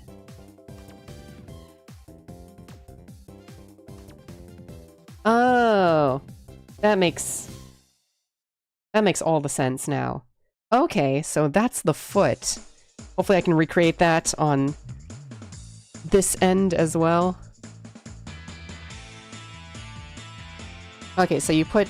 I was wondering why this piece you just place on here without anything that snaps in, but the hole on the end, like this bar goes into this long peg hole. It's like you just have to like layer it together and trust the process. And then once you put this piece in, then it all locks into place.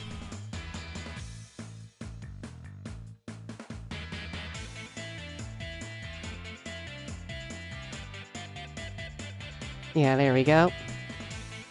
Got it all. Whoops! I forgot to put this piece in here. I'm dumb. Ugh. Oh, that is a very tight fit. Hopefully I can... There we go. Now we got that piece out.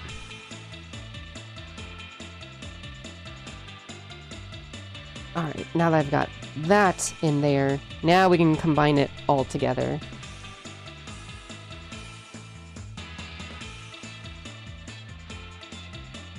Okay. Now that that's done, you can plug the foot to there. I wonder how the foot transforms.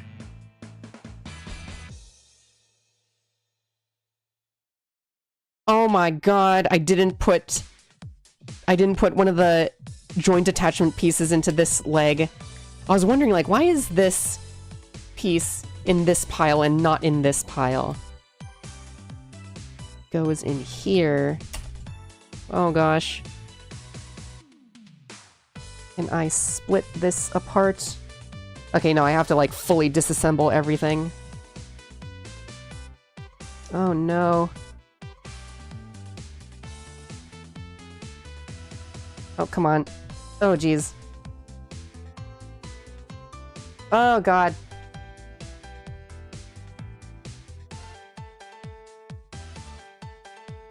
That's why I save all my favorite things on, like, 8 1TB hard drives. I need to... Like, I have a hard drive that's 4 terabytes, but I do need to get, like, a general thing, because my 4 terabyte hard drive is just for anime stuff. I need one for, like, all my other, like, family pictures and all that stuff. Okay, I can't get this stupid piece off. Come on. Ugh. Oh, you son of a gun. Myself for doing this. Is there a way to... There's not... away. Do I have anything that can act? It's a lever. It's just this one... Like, I can get most of this off. It's just this one joint right here. I don't want to use my teeth like a gorilla. Okay, maybe if I use my caliper.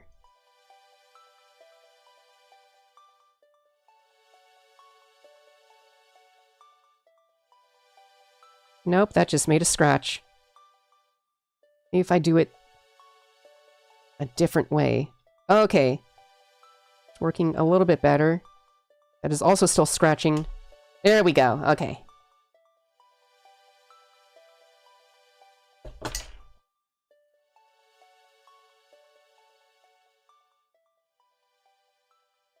Just need to make sure I recall where exactly each of these panels goes. Oh no. Okay, now we can pull this apart. Hey everyone, doing well? We're doing just alright. I forgot a piece in here, and now we're putting it all together. There we go, now we can put it back, and now we are back on the right track.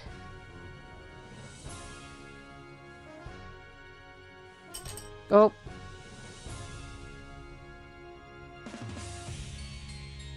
Okay. Now we got that. Put this down here. And why won't it go back together? Now it's just bouncing up. That is weird. There we go, now it snaps into place.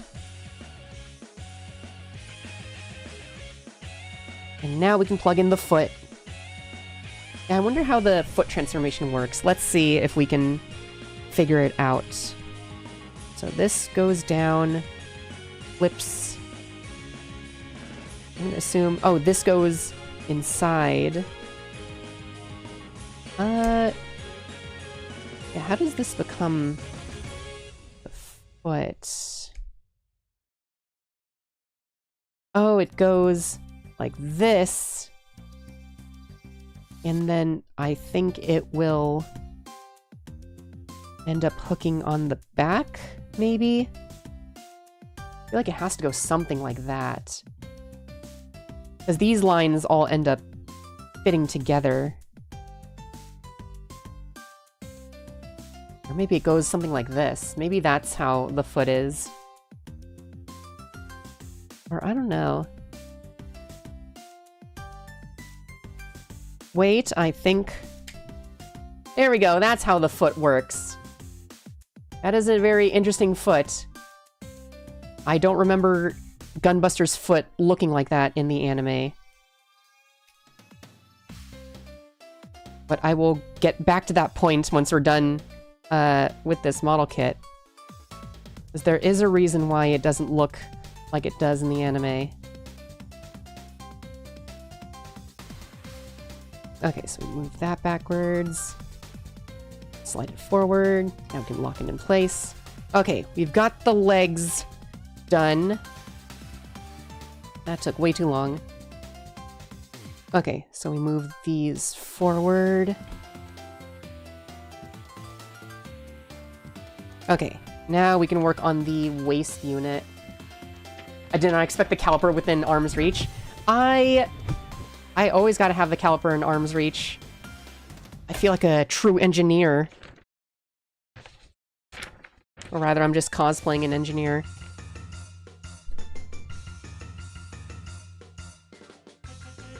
Okay, so we've got this piece. How do these go?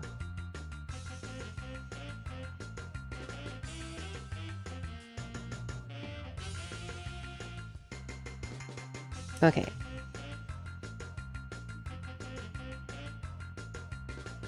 Yeah, I'm always measuring stuff. I always gotta have a caliper in arm's reach. Okay. So that's this. Now we put in a little lock here. Skirt on. Now, oh, I put on these pieces for the side skirts. That is a weirdly tough fit.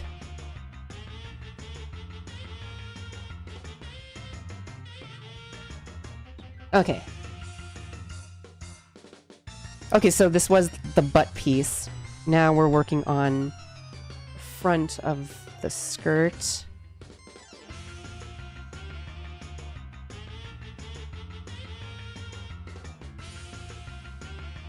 So many movies and games I need saved. Honestly, same. I just need to do that with, like, the, like, top 100 movies of all time. I need to download, like, all of them so I can watch them in my free time whenever I get the chance to. Although they've been re-releasing a bunch of those movies these past couple years, so I haven't really had the need to download them. I can just go to the movie theater and watch, like, I mean, I missed it, but The Shining, I've never actually watched The Shining, and it was in IMAX, like, a couple weeks ago. I think it was actually in IMAX while I was in Hawaii, so I don't think I was able to watch it, unfortunately. Because I'm one of those kind of, I'm one of those people who are very elitist about IMAX stuff. Like, if a movie's in IMAX, then I'm just gonna... Aww.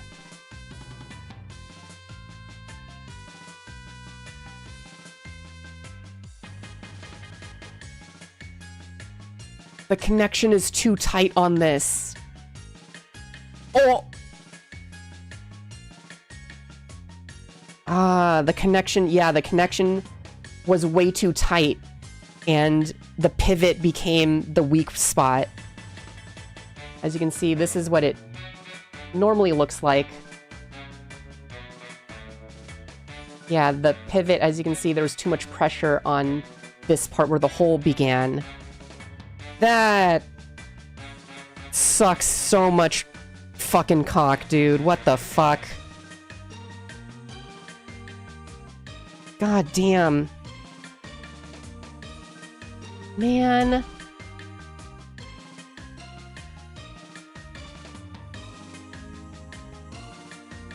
Son of a gun. Oh well. Fucking A. Ah.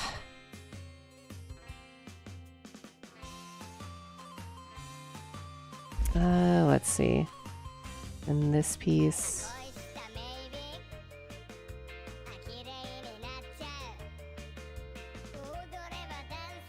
Wow, that is the first time I've had a broken model kit in several years.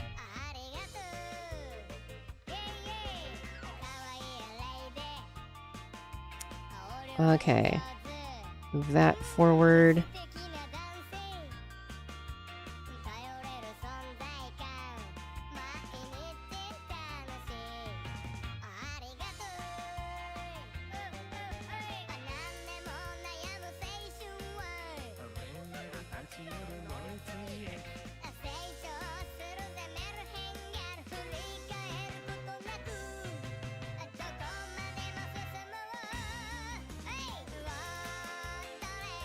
Yeah, I think that's correct.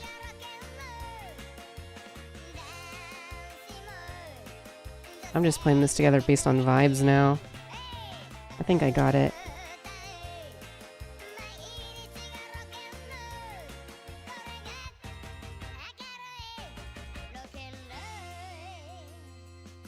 There we go, I put together these guns without instructions.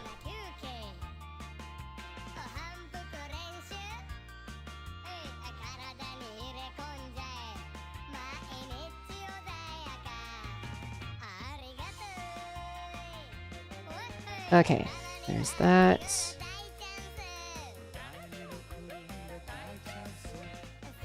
Put that in here. Now we got some thrusters.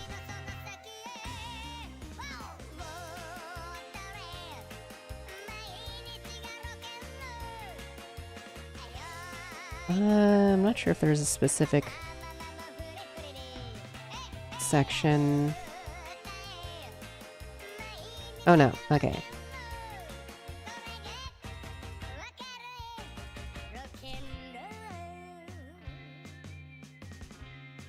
Okay, now we've got this piece.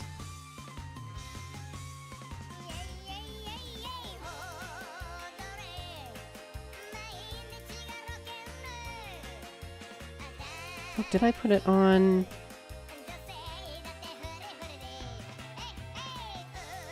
Oh no, I put it on correctly. Okay.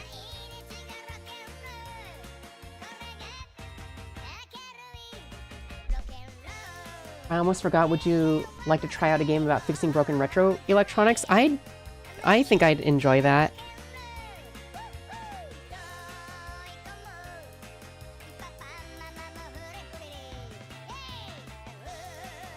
Oh, what the fuck? Okay, there we go.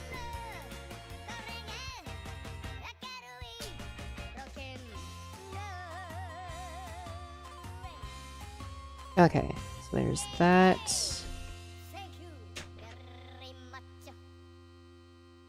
That down. Now we've got these things here.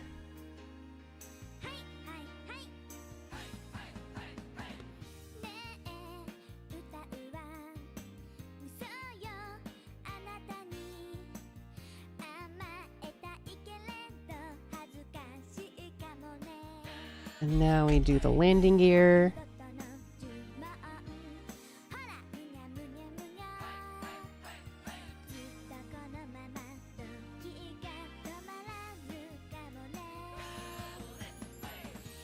Okay, so this is the parts forming section. This goes right over here. And flip out the landing gear.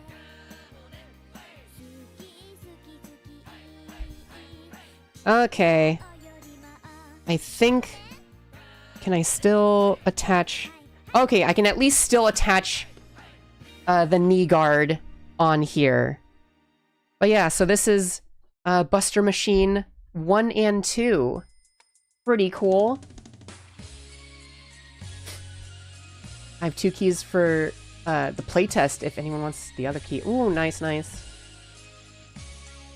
But yeah, here we go. We've got 2 Buster Machines. Is this in the right spot? Hopefully this is in the right spot. Got a protruding thing coming out. Check the instructions, make sure.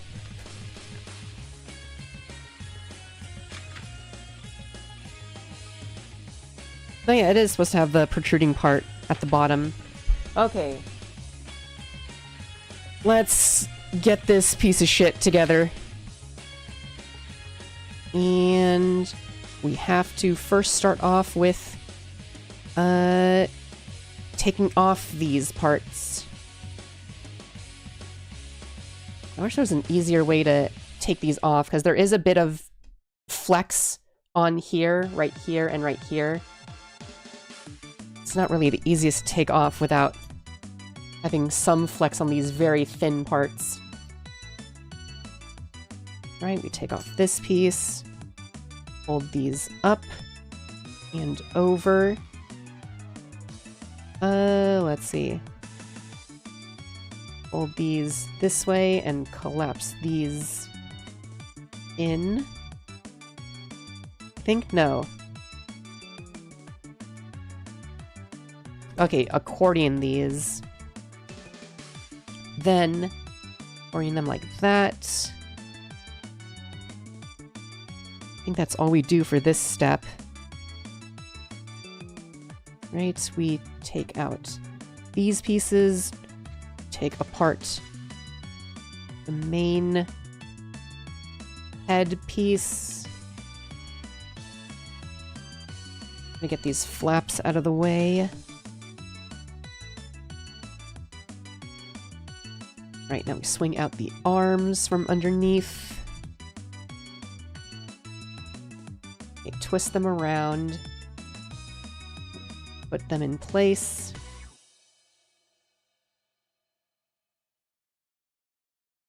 Okay. Turn the arms.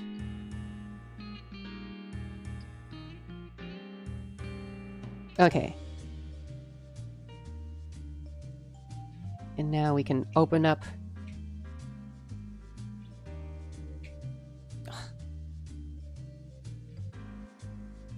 Jesus. Yeah, honestly, I think I will just cut off these little tabs that keep this thing locked in place. They are very annoying.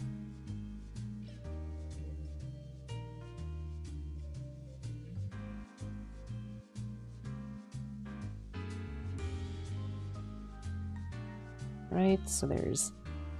Oh, I guess I put in the wrong hands. Oh my god. There we go.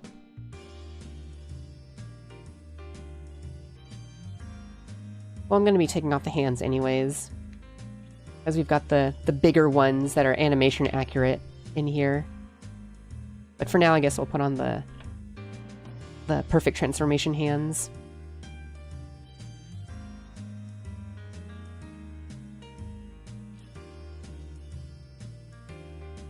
Or does it go the other way? Oh, I think it goes the other way, so I think... Yeah, these twist this way. Yeah, that's more like it. Okay. Oh, so we hide this piece in the middle. Oh my gosh. Now this entire clump, we have to, like, roll this around. Oh god. There we go, and all the landing gear fits inside. And then this piece elongates and moves over Gunbuster's head. Okay. I don't know how it's supposed to lift over Gunbuster's head. Let's see. Yeah, I have no idea. It's saying to lift up the neck flap.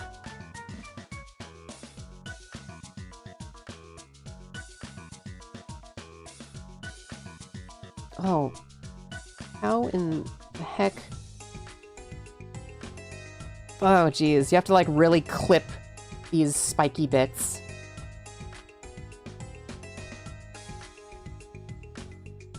Okay, and then this piece keeps popping off.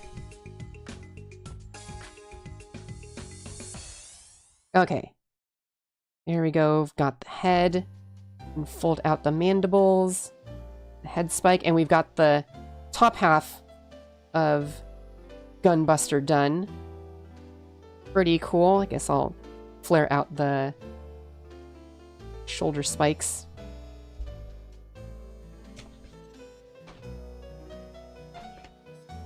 Alright, now onto Buster Machine number 2. Take apart the landing gear. Unfold this top part. Move these. Oh wait, I have to move this first. Hold that in. Move these boosters inwards by twisting. Very interesting. Move these boosters out of the way. Oh, we put them... Oh.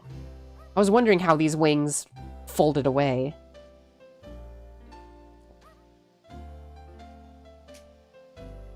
Okay. Now let's open up these whole parts, extend and twist in order to lock in place. Close these up. And we already figured out how the feet work. So let's get these out of the way. Extend twist and snap in place. Close everything up.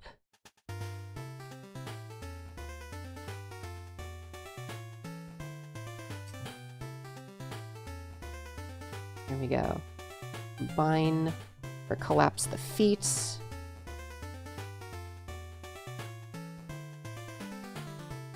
There we go.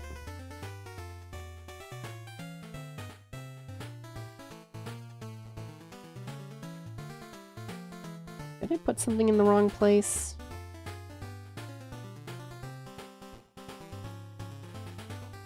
Okay. Move that to the back.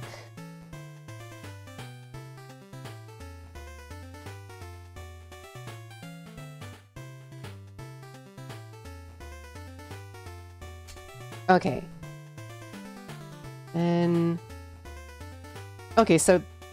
no, I do have it in the right place.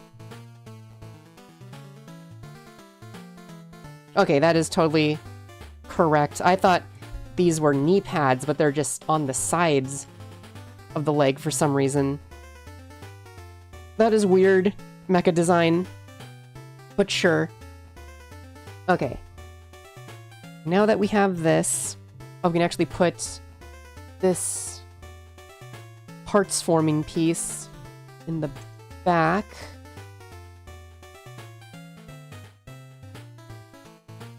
Okay, now we have that. We can combine this. They go together. And then from here, we can add... where does this... oh, it goes right here. At the very least, with this model kit, you can actually store all of the parts forming pieces on the back. Usually when Bandai does parts forming model kits, you just set pieces aside. But here we go. Barring the... oh wait, actually I think I can... can I still... oh my gosh. Okay, I can still, with friction, I can actually still keep the piece on. Amazing. There we go. So we've got the full model kit. Here, and let's actually take out these wimpy, tiny hands. Let's actually pop on the bigger hands. Oh yeah, that's so much more like it. Look at the size difference between the hands. Look at that. It's like day and night. That's amazing. There we go. Oh my gosh, that is so cool to actually have...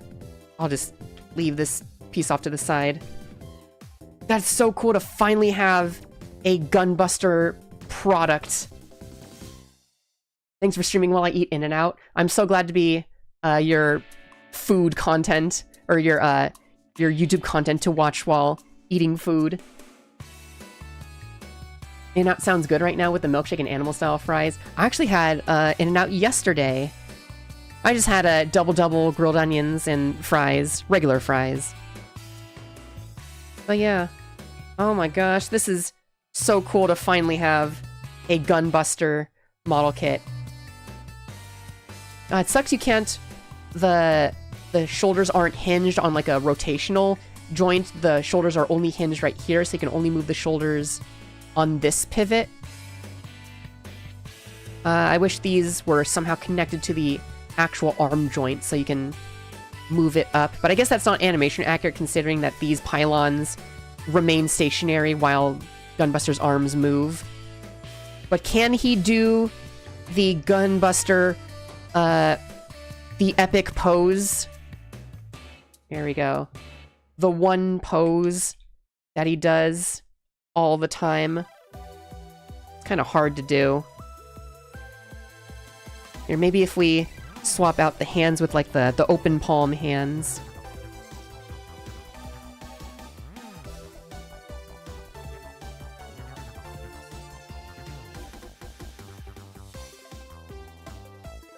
I don't know. Not really. Not really, and that sucks. But you guys remember how I told you guys that the feet didn't look like the right kind of feet? That's because these are perfect transformation feet. For $100, you can buy a expansion set for this model kit that doesn't include the model kit. It's $100 just for the expansion, and it gives you swappable feet that give you animation accurate feet, swappable arms that are molded together in the arms crossed, in like the arms crossed position, and you actually get a bunch of like battle effects, and you actually get a flight stand. It's very annoying that this thing has spots for a stand, but it doesn't come with the stand, nor does it come with adapters to fit with other stands. You have to buy the expansion kit in order to have this on a stand. You can't just buy a regular Bandai model kit stand. So that's annoying as heck, but it still looks pretty cool. I will give it that. I will have to 3D model and print a new piece for this leg. That's why I wasn't as upset as I could have been with this piece breaking, because at the very least I have a 3D printer now, and I can 3D print this part, and or I can design and 3D print this part, so hopefully I can just replace it. But yeah, Gunbuster, pretty cool. I liked the OVA, and yeah, pretty sick. I will make sure to keep this guy in my display shelf and never touch him in fear of ever breaking that part again. But then again, even if I do break it, so long as I have a 3D model of that piece, then I'll be able to replace the part as much as I need to. You should watch Diebuster. I should watch it. I do need to watch Diebuster eventually. But yeah, very cool. I've always thought this model kit, or this robot design, was super neat, and I'm so glad to actually have it on my shelf. When it comes to robot designs that I think are neat that I don't have merchandise for, I need Captain Earth and Big O. And I know there's a Big O model kit. I'm not sure if there's a Captain Earth model kit. Oh, that's weird. You have a mid-thigh sideways bend. That's strange. I assume that's mainly for transformation. But yeah, pretty cool. This will be forever banished to my display shelf. It kind of helps that you remember what happens in Gunbuster 1. Okay, so they do reference the events of Gunbuster 1 in Gunbuster 2. I thought it was like a completely different, like, sure, it's like the same universe, but 1,000 years away, you know? Okay, for sure, for sure. You're telling me your toy had DLC? Pretty much.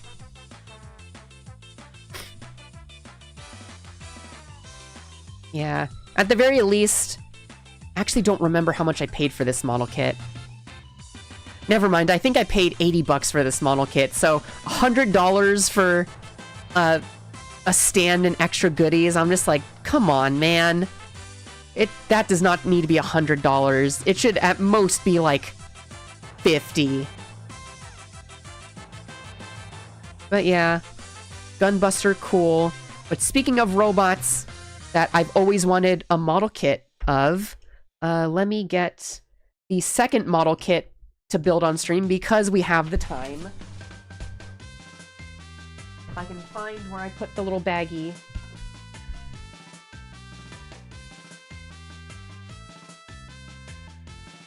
Alright, we can put this one together real quick.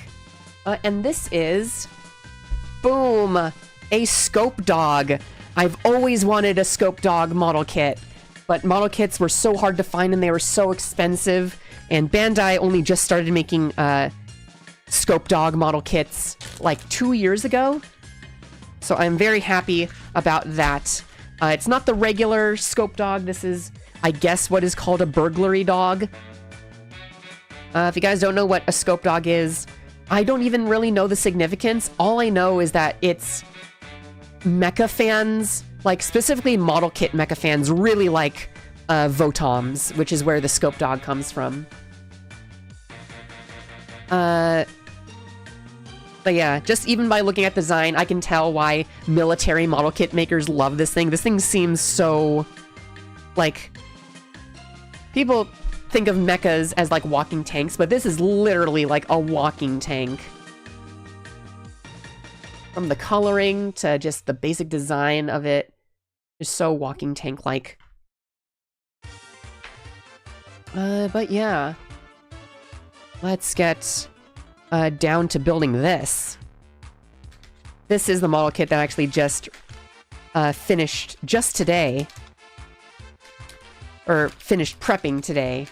So let's quickly go through this. I think I know how to put this little bit together. Yeah, this is just the weapons section. What's cool is that this model kit comes with bonus pieces for if you have another Scope Dog model kit. So because I want a regular Scope Dog and not a burglary dog, hopefully I can mix and match the pieces so I can get my Scope Dog to look somewhat normal looking. Alright, so we've got the missile pod for one shoulder. And we've got a missile pod for a leg, I think. There we go, yeah, pretty simple stuff.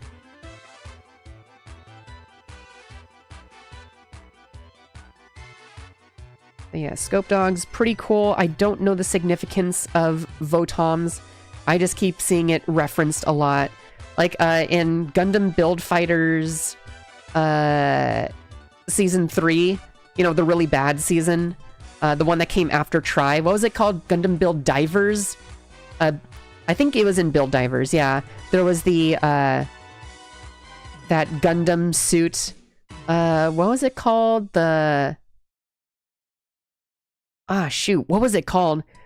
It was a Gundam that's named the Gundam Grimoire. Or I guess it wasn't a Gundam, but it was the Grimoire.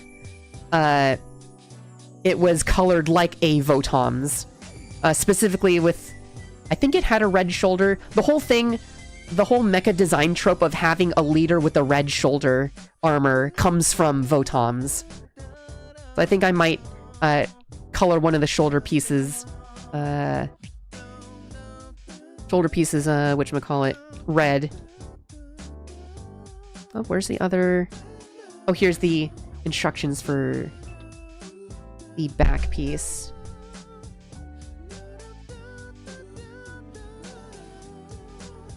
Okay, I can just attach this any which way. Where does this go? Oh, this is like a weird, like, rubber piece. Oh, there's supposed to be a circular piece somewhere. Oh, it's right here.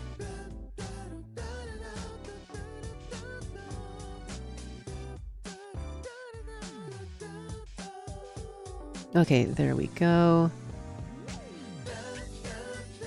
Then we put... Oh, that's weird. That is very strange. We put this piece in here, and then anchor it by putting this piece on top. This peg. Oh, okay. That is strange.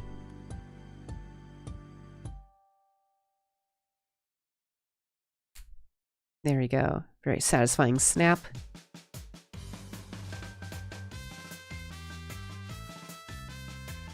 Alright, now we've got these two.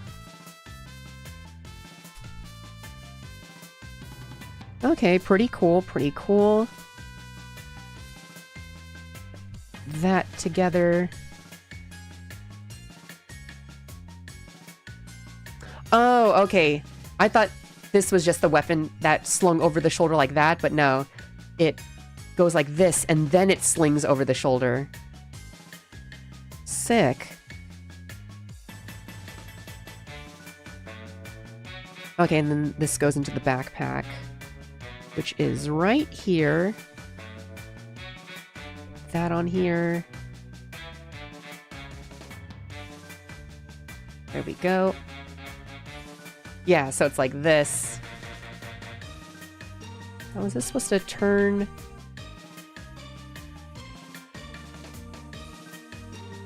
Yeah, there we go.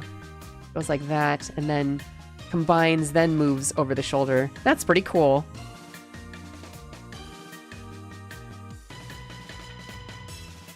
Oops, I put this on the wrong side. I have to put it on this piece.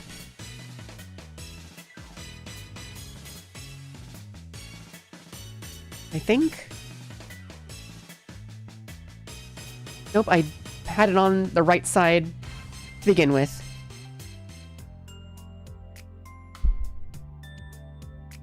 Okay, I don't think there's any additional pieces that go on here. I can just combine these two.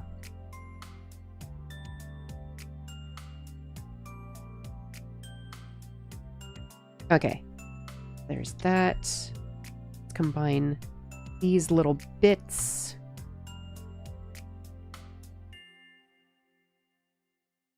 Is this go on anything? No, okay, so this part just goes right here. This goes there. Okay, so these are all the weapons. Let's actually start with building the body of this thing. Forgot which part. Which part? Oh, this is the actual headpiece. These are the bonus pieces.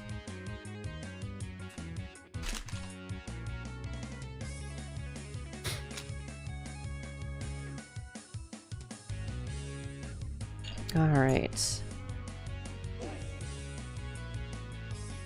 Where does this...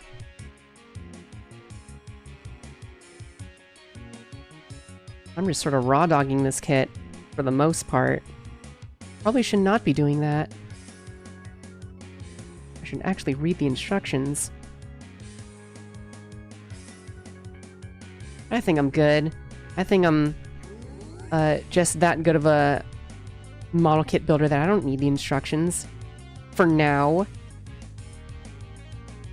There we go, just making the triple eye, the iconic triple eye.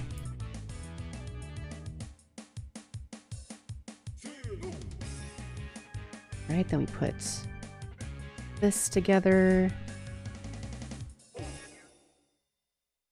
There we go, here's the iconic looking, the actual scope of the scope dog. I've always liked the look of this, it's super cool. Reminds me of the, whenever you go to the eye doctor, and they're like, alright, what looks better, 1 or 2? 1 or 2? 2? Okay. 2? 3. Oh, these guys are seeing my very dry fingies. Curse this California air.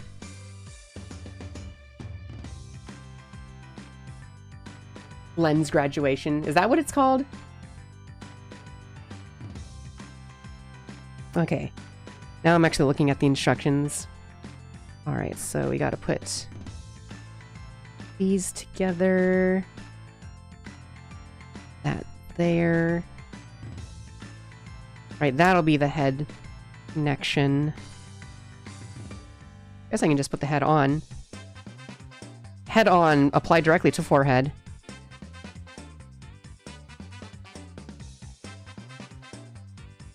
When was the last time somebody made a reference to that meme?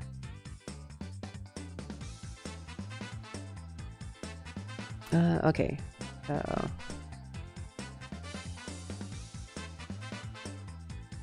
Okay, I think I put it the correct way.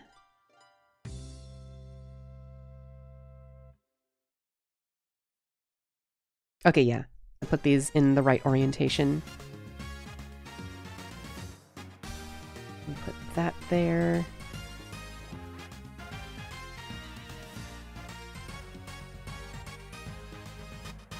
Or should I have... Oh yeah, I should have put on this together first.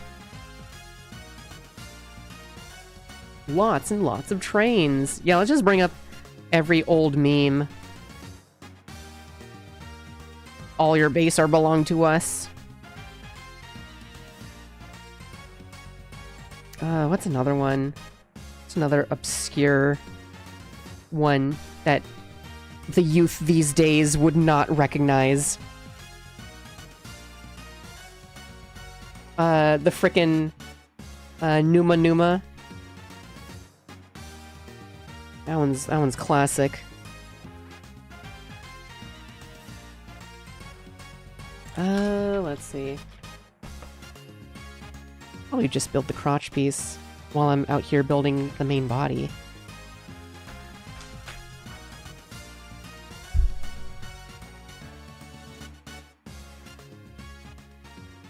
Okay.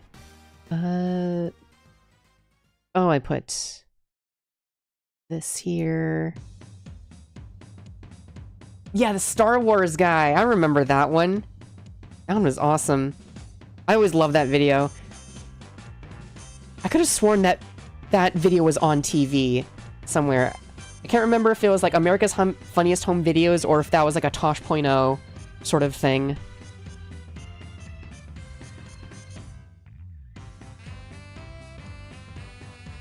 Alright, we got the butt flap. There we go.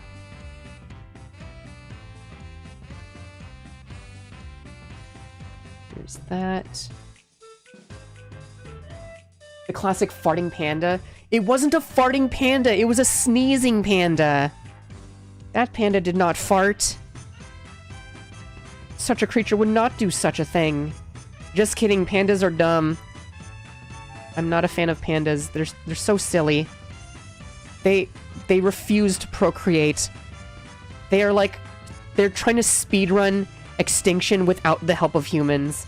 Like, we as humans, we try to keep pandas alive, but they refuse. They want so hard to die. Why must pandas be like this?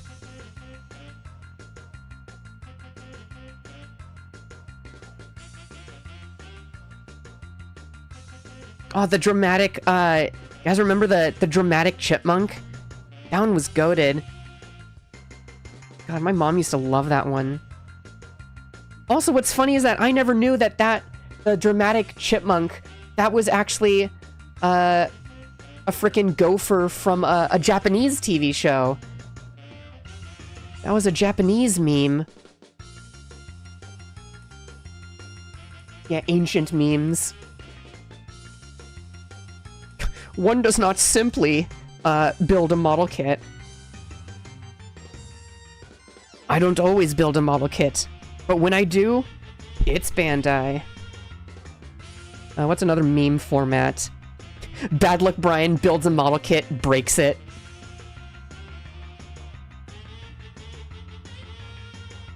Okay, that's already looking pretty epic. I think I might just build the regular burglary dog, and not make it a scope dog. It's supposed to be on the side. That is supposed to be on the side.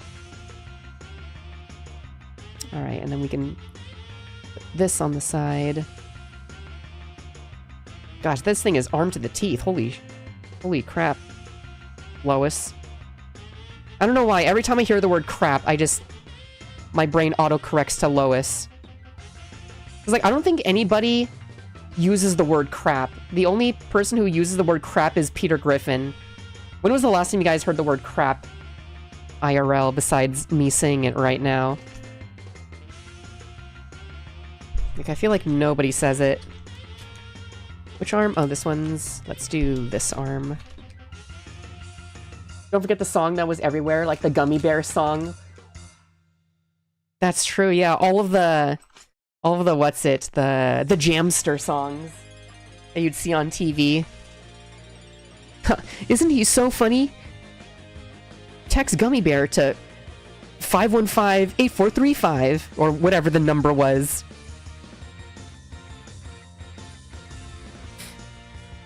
God, that was the original brain rot was Jamster stuff.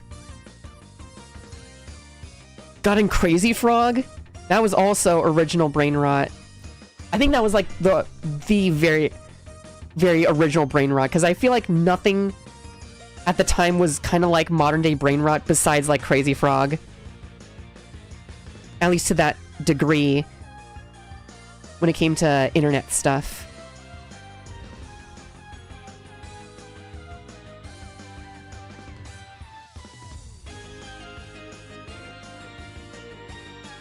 God, and I loved Crazy Frog. That was like my favorite thing when I was younger.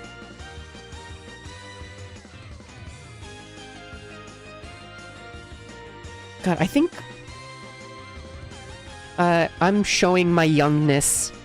'Cause I usually relate to the older millennials, but I'm gonna show a little bit of my Zoomer side and say that I liked Crazy Frog so much that my parents got me the Kids Bop CD that had a version of Crazy Frog on it.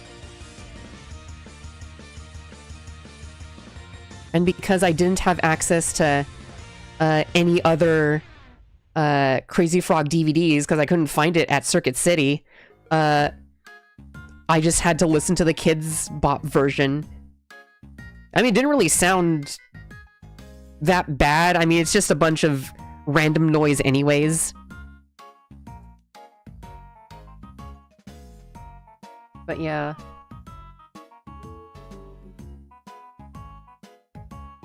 Does anyone else activate like a sleeper agent every time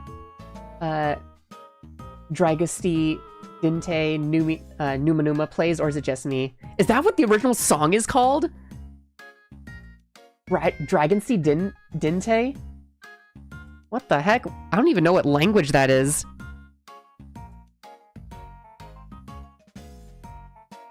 But yeah, I do activate like a sleeper agent every time I hear Numa Numa. Oh, there's the piece.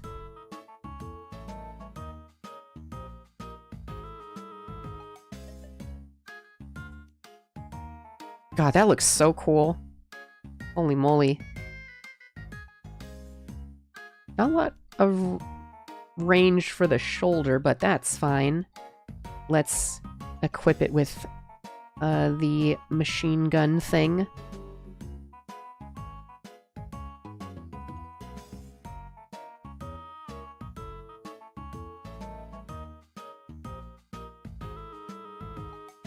Oh, come on.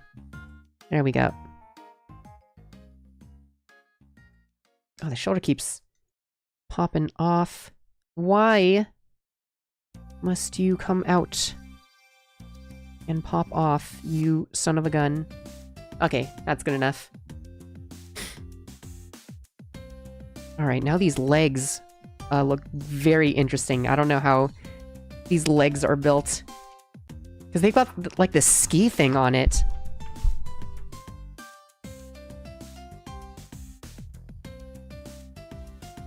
There we go, I'll just put all these pieces right on top of here.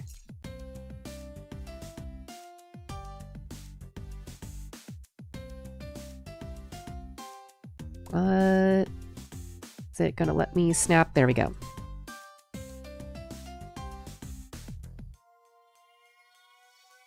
Okay, that is a very tight fit. I don't like how tight that is.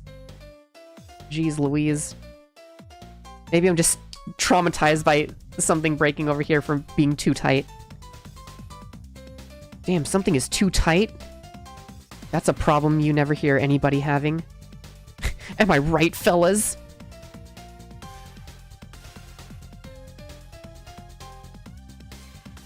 Okay, how does this... Oh, it goes on here. Interesting.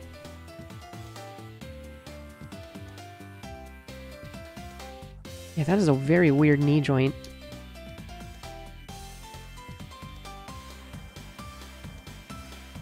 It was very popular in Mexico, and I think it was Romanian. Interesting. I always thought it was like some sort of Asian. And again, I feel like that's a lot of stuff on the internet. A lot of people think it was some sort of Asian. Like, for the longest time, I thought Caramel Dancin' was Asian. I thought it was like a Japanese thing, but no, that's a Swedish song.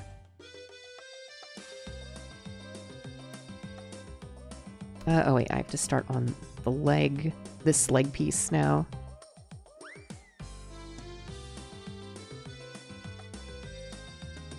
Okay, this song, this was the minigame that would always mess me up. Oh geez, that is very hard to press in. There we go. Good lord, that is a tough insert. My goodness.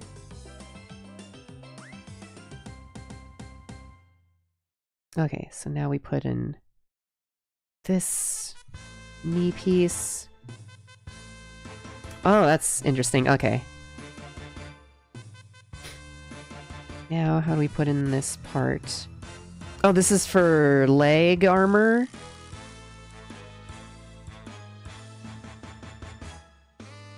Okay, yeah, this is for the weird ski thing that this thing wears.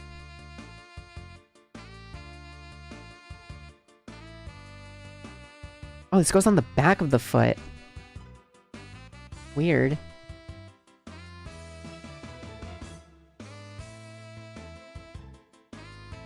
Oh, it's like a tread. That's what it is. These are like tread wheels. Okay. That makes sense.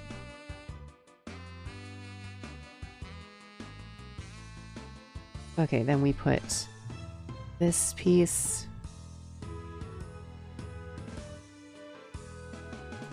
Okay, now it's snapped in place. Gosh, these things are weirdly, like, tight tolerant. I don't like that.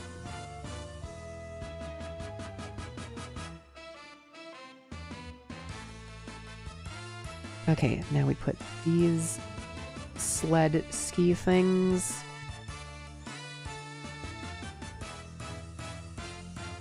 Alright, and then these go...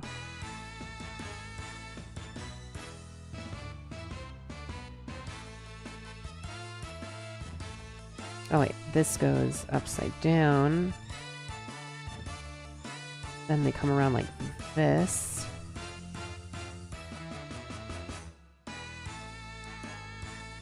Then snap that in place.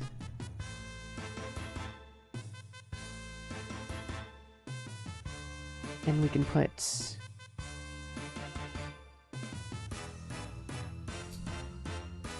There we go. Alright, so this is what the leg looks like. So I think it folds over to become knee armor. Then you fold it down and fold the tread back, and it becomes some sort of like skate thing. That is really weird. And it has a really weird leg movement, is that in like a transport mode, it like folds the leg down like that. That is a weird... That's like a wolf's leg or something.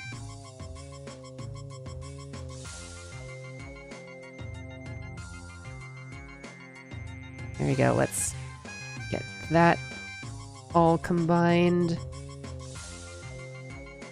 Okay. That's... Now that we know how to build the arm and the leg, we can now replicate it. Love the look of the legs. It look like folded up gas tanks. This thing does look tough as all hell. This thing is a really cool looking mecha design.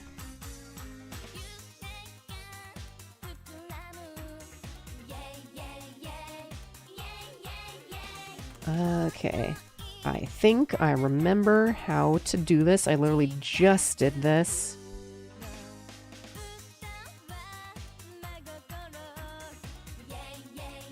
There we go.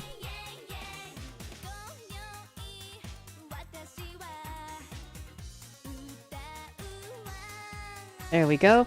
Got that foot down.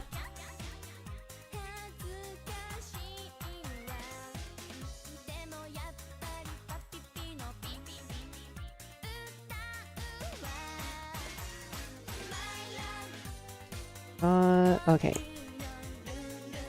Okay, there we go. Got that in. Hold it down. Put this in here.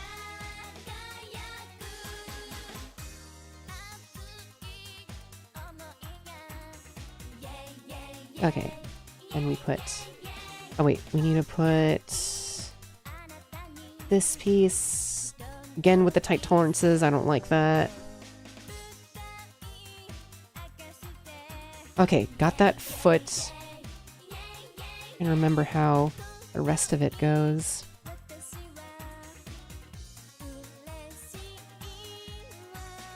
I know I don't have to limit myself like this, but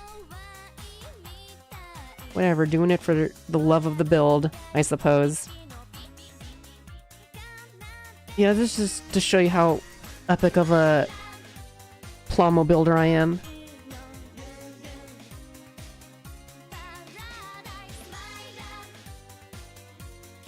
How does this go? Ah, like this.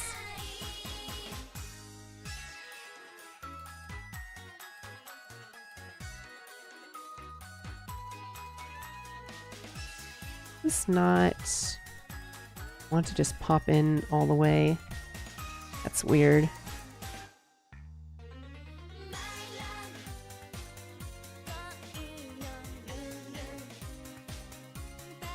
I have to pop it in this way. Now it lets me put that in. Okay.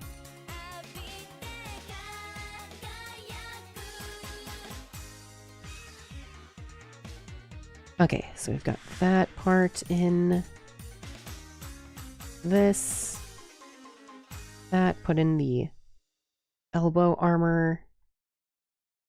Put a hand in here.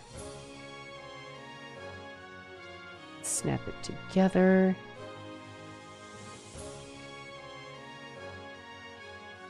Right, is that... Okay, yeah, that is the correct way to put the arm on. Oh, we're so close. Only I can remember how to do this part.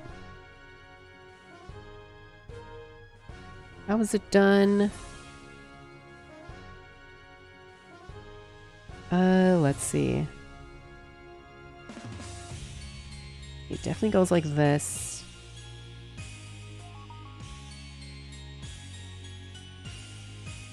Oh, jeez. Again with the tight tolerances. I do not like that.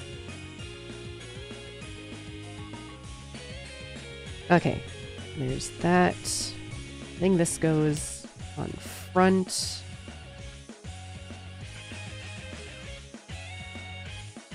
Alright, yeah, then we press down on this thing.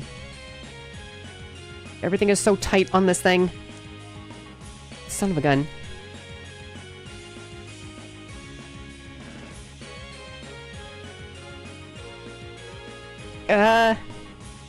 Come on. Ah. Oh my gosh. I think it's better if I just insert it like this.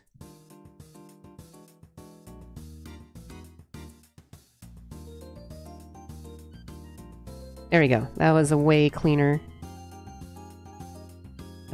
way to put it together.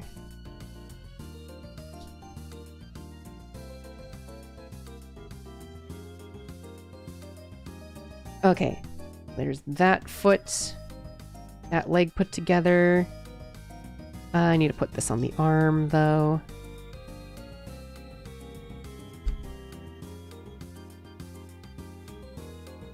Oh my gosh. What is up with the tolerances on these two Bandai kits?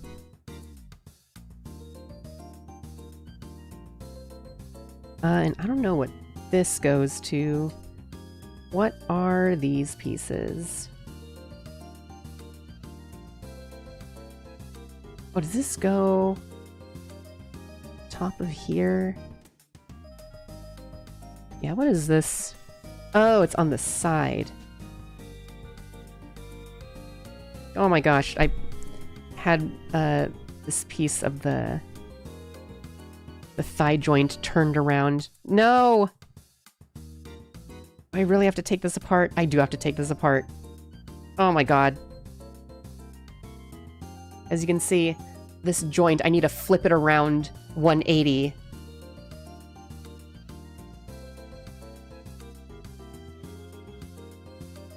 Building without instructions can be fun until you realize that you've put something in wrong and you have to disassemble part of it. Sorry I missed your stream a little bit. I'm just already going out to the Gundam Store China's only sale China model kit, and I bought Tristan China model kits for about $20 cheap. Design is so cool. The Gundam Tristan is pretty cool. I'm just not into the fact that it's just a repurposed Gundam Alex model kit, which is so old. Yeah, that's the biggest problem with the Tristan Gundam. Although I've never watched the show, or like the OVA movie, whatever the heck the Gundam Tristan was from. I do have it downloaded though.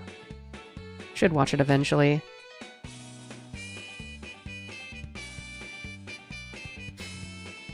I don't know why, but I feel like this music is fitting. Very cowboy for like a very like American military looking mecha. But this is really cool.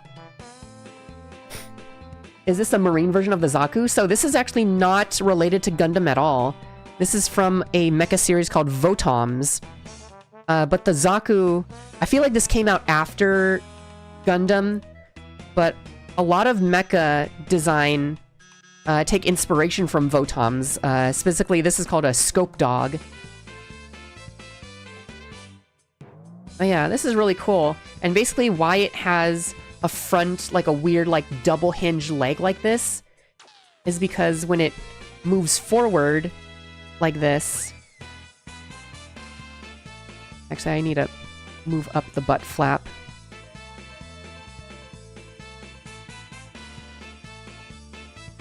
I can just move everything out of the way. Oh yeah, it goes from going like this to like, this is the loading mode. So this is when it's being placed down, and then the chest opens up and the pilot walks out. So what's crazy about this is that this is a very small mecha. Like if we were to talk about like human size, a full 6 foot tall human comes up to like right here. So this thing is only like a 12 foot tall robot. So this is around the size of a transformer, which actually, if that's the case, then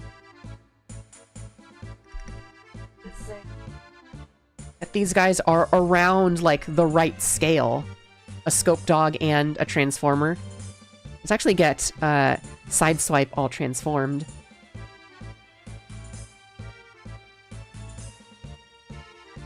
So we can get a good comparison. Also very fitting music, having like very kind of like a military sort of sound. I guess not American military, this sounds like European military.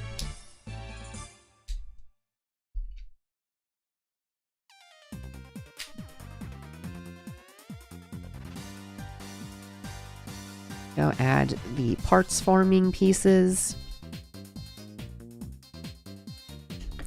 Oh yeah, there we go. This is the scale of what a Votom's scope dog would be to a normal car. Maybe Sideswipe is a little small.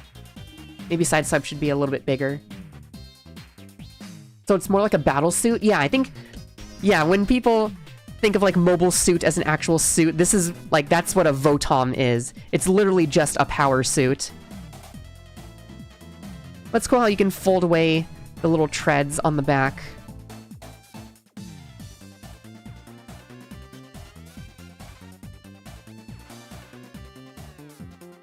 But yeah, this thing looks really cool. I'm so happy to finally have a scope dog model kit. Because, like, I remember when I used to be very active on 4chan. I used to be active in the Gunpla board. Well, not active. I mean, I was more a lurker, but I was up to snuff with all the memes and all the going-ons in the the Gunpla threads, but everybody would always mention Scope Dog. Everybody loved Scope Dog. I don't know why 4chan loves Scope Dog. Maybe it's because of the green. But yeah. So it's so awesome to finally have one after all those years.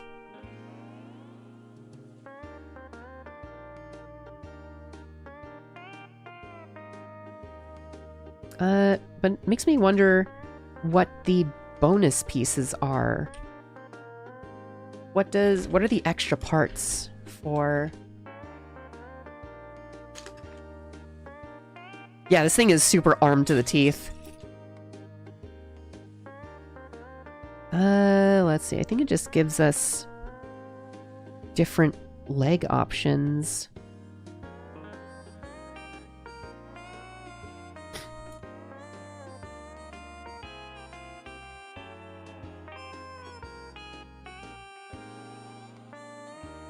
Yeah, so it gives us a different leg right there. Or these are different hip pieces. Let's actually take it apart and see which pieces we can add on. Because I feel like I can take off quite a bit on here. Okay, so yeah, it gives us a bonus back butt plate with hardpoint attachments. Let's see, it gives us a chest piece that doesn't have the side pieces on. Yeah, it gives us thighs with hardpoint attachments. Looks like we get normal legs or normal feet. Let's see. Nope, maybe this is for this foot. Yeah, okay.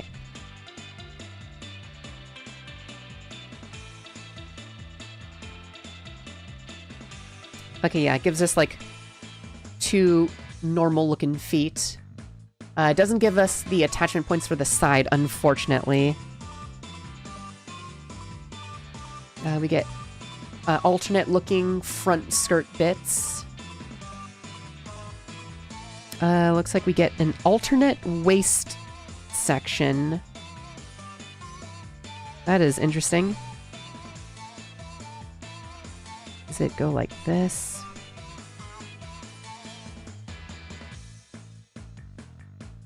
It gives us an alternate waist section, but it doesn't give us an extra piece to work with it.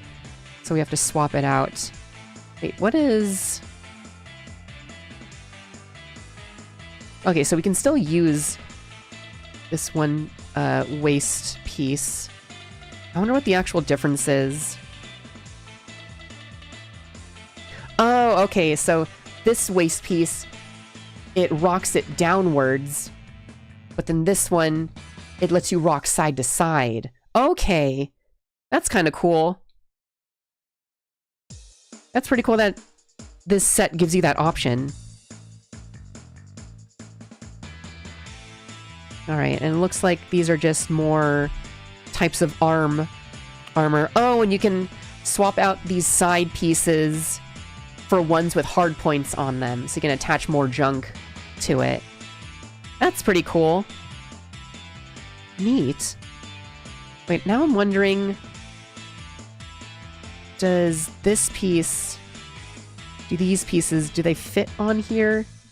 They do not fit on here, okay.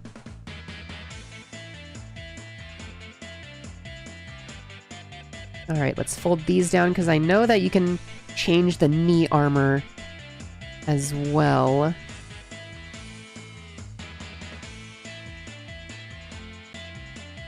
Oh yeah, that's cool. You can change it from an angular knee armor to a more rounded knee armor. You can really make this thing just look like a Zaku.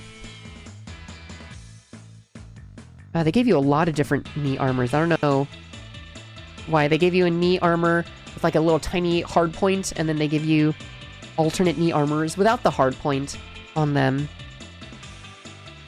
I don't know what this piece is. I'm gonna assume an extra leg piece. But yeah, that looks like that's pretty much it. I thought it would give you another side skirt piece. But yeah, overall, I am very glad to finally have a scope dog. This is super neat. Let's just put it back together how it's supposed to be. Oh no, that is not good looking. There's already... I'm not sure if you can really see that, but there's stressed plastic already on this piece. That is not good. Bandai, what is up with these model kits? I've not had Gundams with stress problems, but it's weird that we have two model kits that I've built on stream that have stress points on here.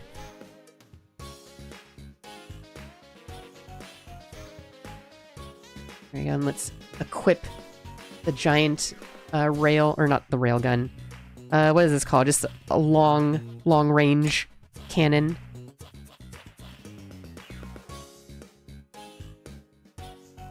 You know, now that you mention it, Kaiju, it does kind of look like a marine, not like an army marine, but like this is supposed to be like an ocean sort of explorer sort of looking thing. Yeah, it kind of looks like one of those old suit or old school scuba suits.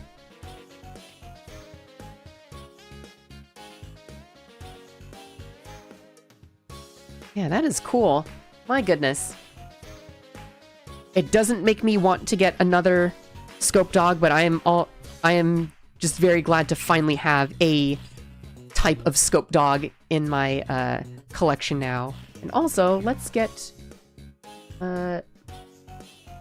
in comparison with the Super Mini Plug Gunbuster, holy moly. It's a classic design for a reason. Oh, show. Kind of wish there was like a master grade version that you can actually open up and have a pilot figure come out of. I'm sure there is one. But yeah.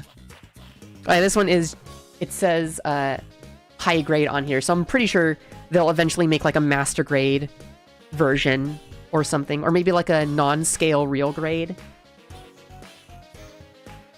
A lot of Japanese mecha gets its inspo from World War II and post-war military industrial designs, mostly European front tanks. I see.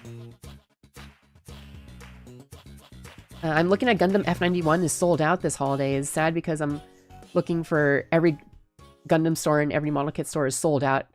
Don't want to order because shipping and tax sucks. You know, F91 is a Gundam that I know nothing about. I don't know anything about late UC. So Crossbone, F91, G Savior, Gundam Victory. I know nothing about those shows.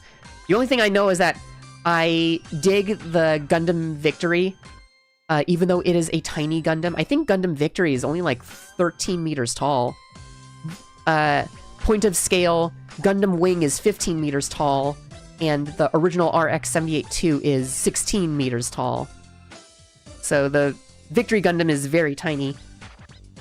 I know all of late UC are very small mobile suits. I also know that Gundam Crossbone is really cool, and I've always wanted a Gundam Crossbone model kit. But yeah. There we go. We've got the Scope Dog and the Gunbuster with a casualty broken piece, but hopefully I'll be able to learn 3D modeling enough so that I can 3D print this piece once more. But yeah, I don't understand China why hate Japan in anime, but they love to collab with Japanese brands like Bandai, Toei, and they even have... Well, I mean, it's not that hard to realize why Japan hates, or why China hates Japan. Considering all the World War II war crimes Japan did.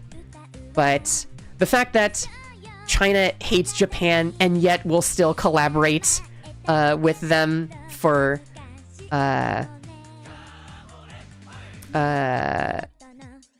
like merchandising stuff. I don't know. I don't know. I'm sure we can have a whole discussion on that sort of thing, but I do not have the brain power for that. Gosh. The one time a model kit breaks on me, and it's the model kit that I paid $80 for, plus essentially double that because of tariffs and shipping. This couldn't have happened to, like, a model kit I could have gotten, like, off of USA Gundam Store for, like, 20 bucks. It had to be, like, essentially a $150 model kit. Ugh. What a poopy end to the year. But yeah.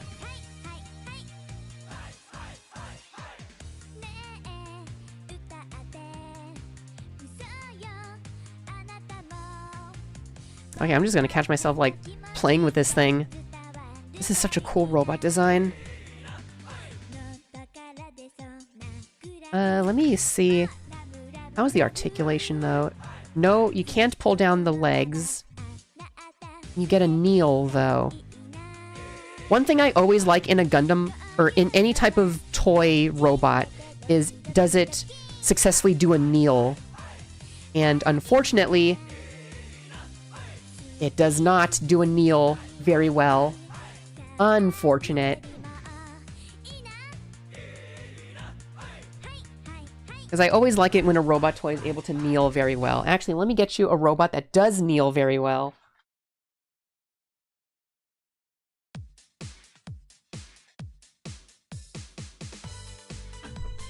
Here we go. Here's the...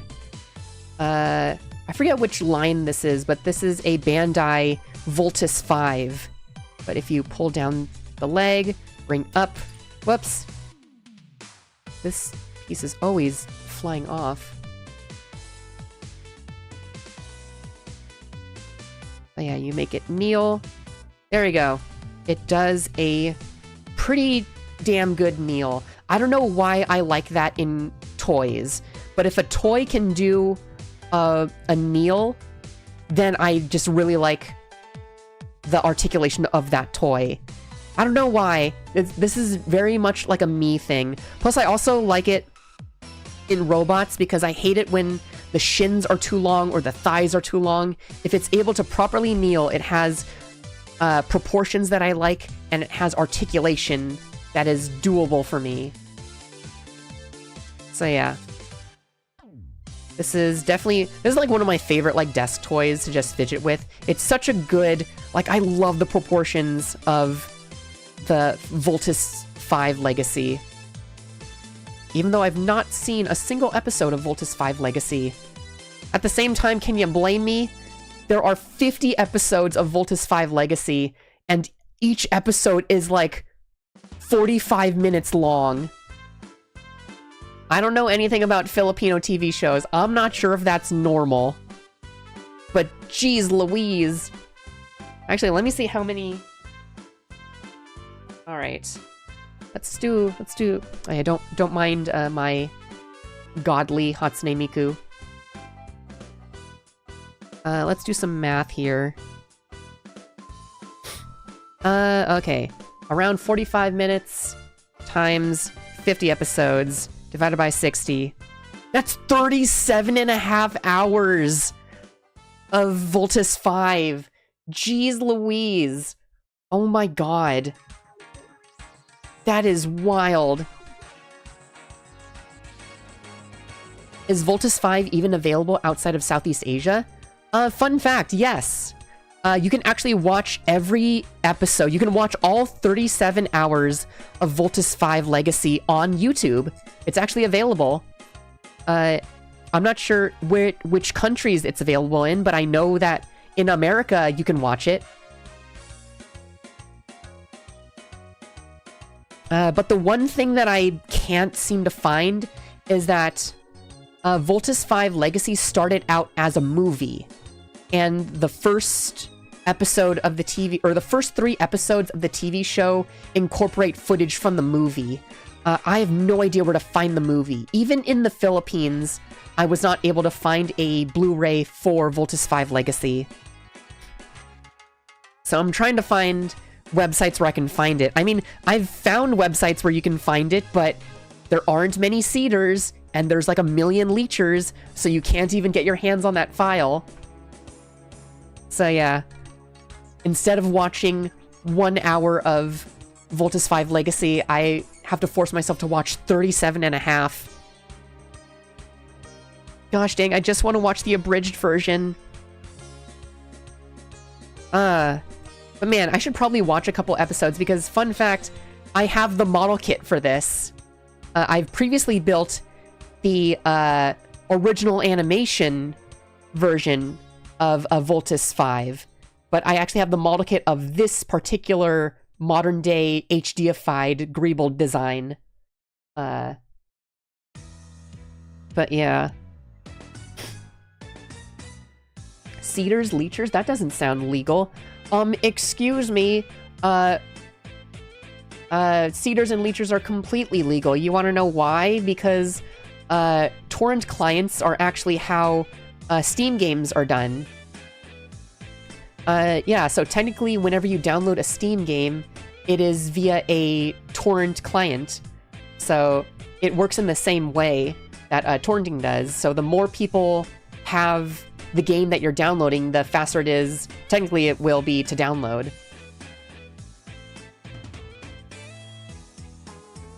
I think. I know for a fact that Steam, to download games, Steam uses a torrent client, but I think maybe they just have a ton of servers that the games are downloaded on, so each server sends you just a little bit of data, and it doesn't have to work the way torrenting the illegal way works. But yeah, Steam does work in the same way that a torrent client does work. Yeah, on a technical level, that is how it is done. So whenever somebody says they've never torrented anything, if they have Steam, yeah, they have torrented. I'm not sure if that's how other online game networks work, like or I know for a fact Blizzard, that's how Battle.net also works, is that when you download the games, it downloads via a torrent client. But yeah. Yeah, it is a little complex. And I wish my room was all squared away so I can actually bring out the original model kit that we built. Because we built the Voltus 5 Legacy, or the Voltus 5 original model kit on stream, like, was it last year? I think it was... It definitely was last year, because last year was when I went to the Philippines. Man, the Philippines is already a year ago. Geez, actually in a couple months it'll be 2 years since I've been to the Philippines. What the flip? Jesus. But man, international travel. I can't believe I'm going to Japan next year. Again. Ah, geez, my nose. I need a stiff.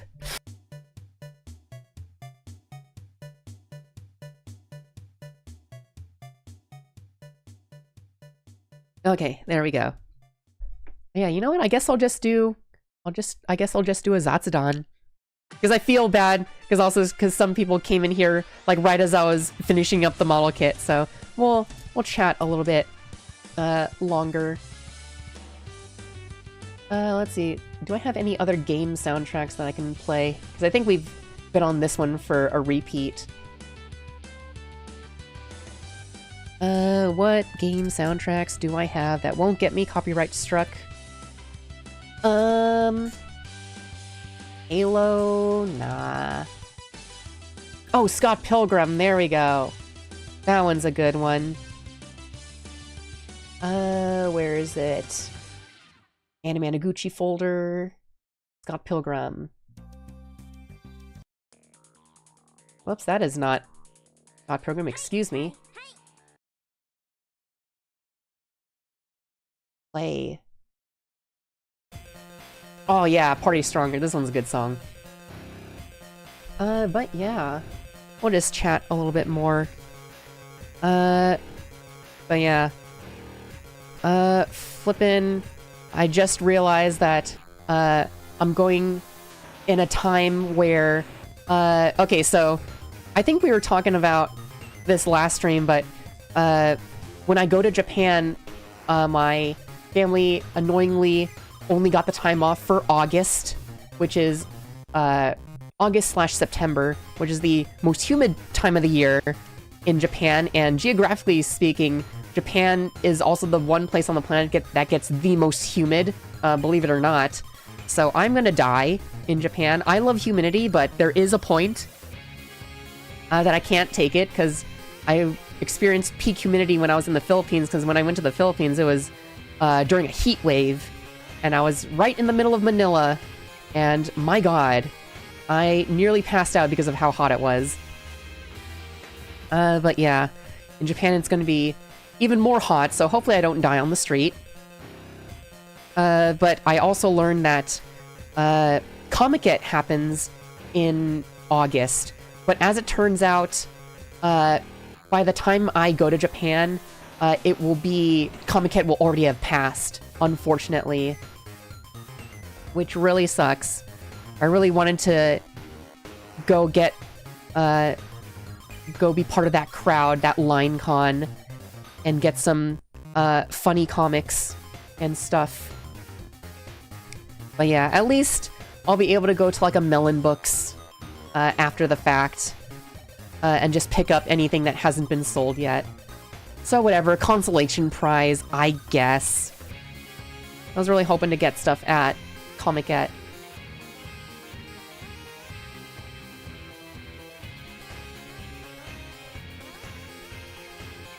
The most humid day of the year or New Year's, your choice. Yeah, Comiket, you either melt in line in Comiket, or you freeze to death in line in Comiket. Because Comiket is always in like the second or third week of August, and I think, isn't Comiket happening like right now or something? Does Comiket happen in December or January? Or something. Yeah, when is Winter Comiket? Let me go look up that. Comiket.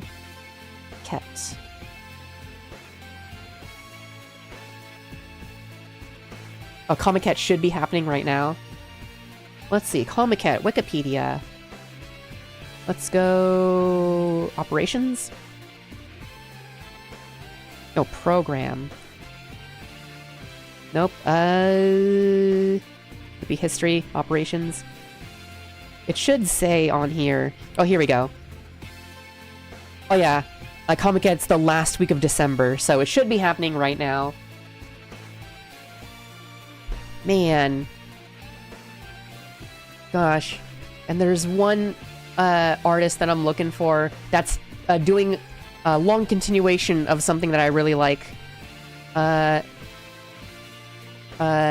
something that I like is something that a non-say-so person would say. So hypothetically speaking, if I wasn't a say-so person, an artist that I would be very interested in is Enuma Elish, who is the creator of Ichiha. And there are 4 parts to Ichiha, and I think they are releasing part 5 of Ichiha this Comiket. So hopefully, hypothetically speaking, if I was a person interested in this, I would be able to get Ichiha Volume 5 at a Melon Books next year, which is pretty epic.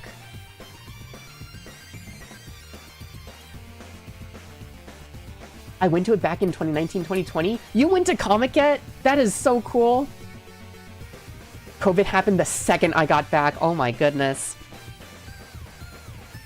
Dang, how was Japan right before the pandemic? Because, like, Japan post-pandemic and Japan pre-pandemic are, like, very different beasts. Have you gone to Japan since COVID?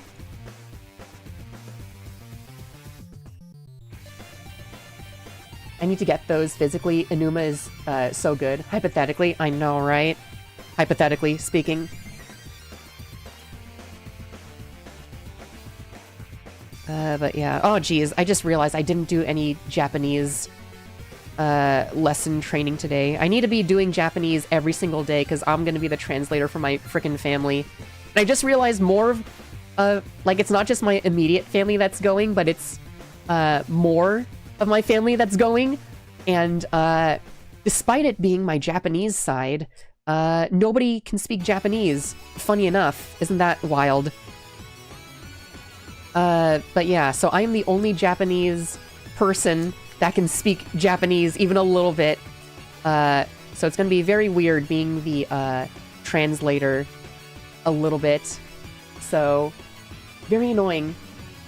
Do the training on stream ASAP right now? Okay. Let's do... Alright, let's whip out my... Alright, so we'll do my kanji app. It's literally just... I think it's just called kanji.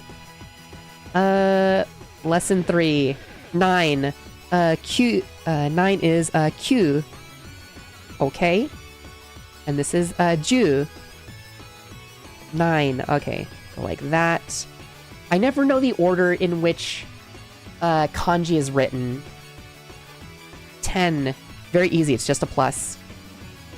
11. So this one, easy. Juich. And Juni. 11. Yeah, Juich. So, do I do... Okay, that's what I do. Juni. There we go. And this is Q. There we go, with the long U. This is 9. Ju. 10. 9 is Q. Go down and do this. God, this song traumatizes me, because this is the exact song I use for my lunch break alarm. Alright. This is Juni. There we go. This is 12. 9 is Q. Oh, geez. There we go. 10 is Q. No, Ju. Geez. Just did Q. What?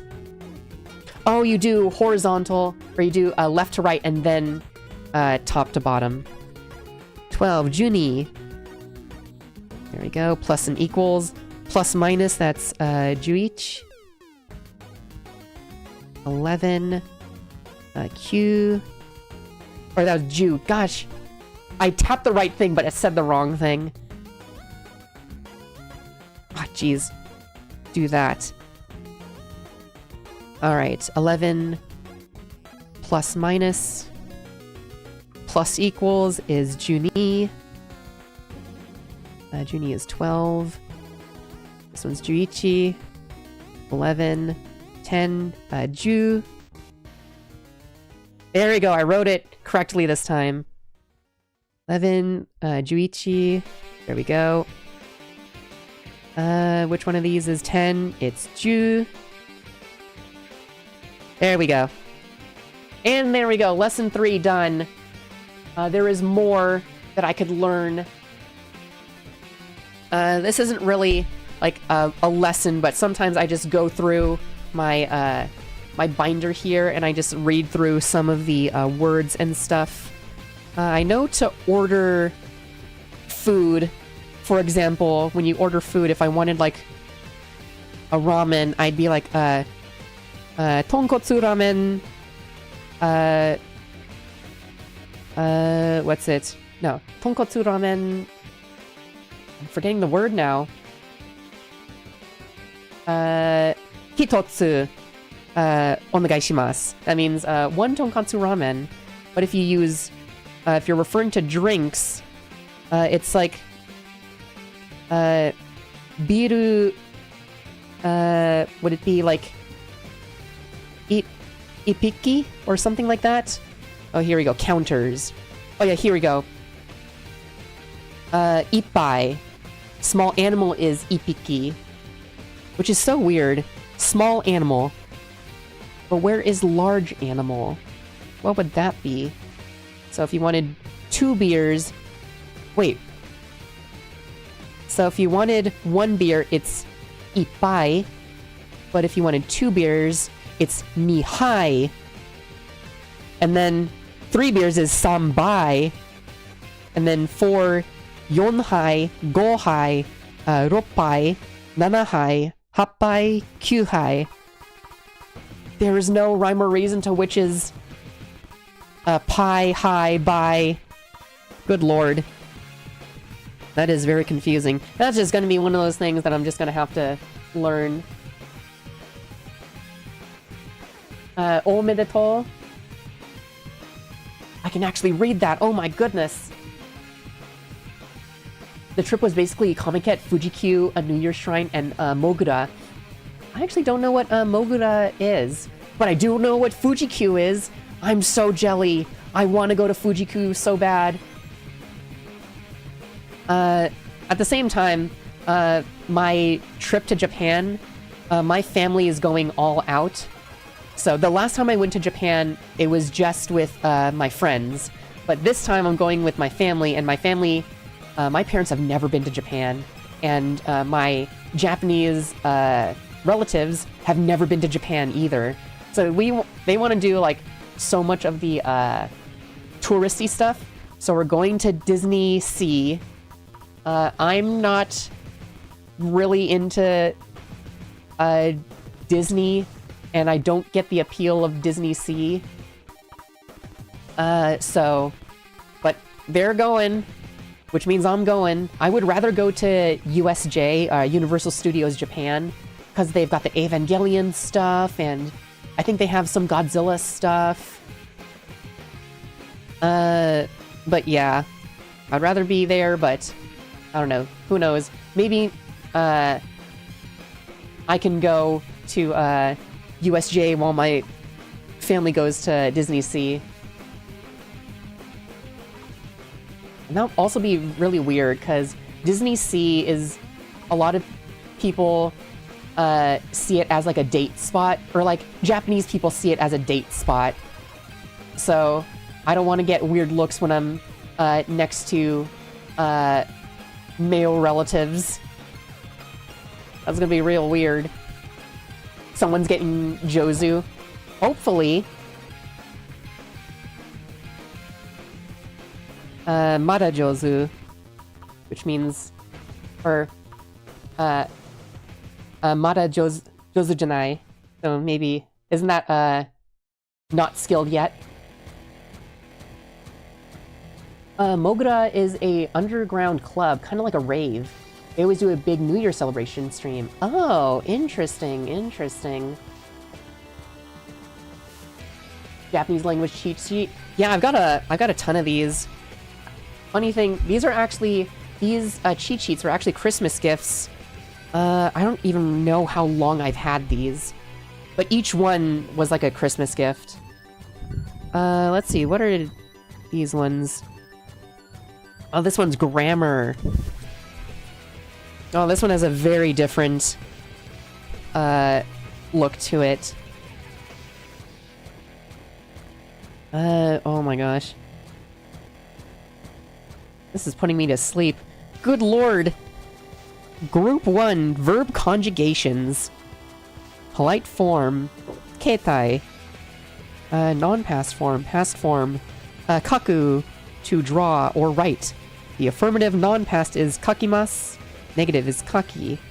Past form, affirmative, kakimashita. Negative, kakimasen deshita. Okay, I can get that. Plain form. Oh wait, these are for the what's it, keigo. Son of a gun. Ugh. Okay, so kaku, kakanai, kaita, kakanakata? Jesus. That is 8 versions of the same word I have to know. Good lord. Well, I guess I can forget the plain form. As long as I'm speaking polite, that should be fine when I'm in Japan. Let's see. Actually, let's do a little bit more Japanese lesson the way I know how to do it.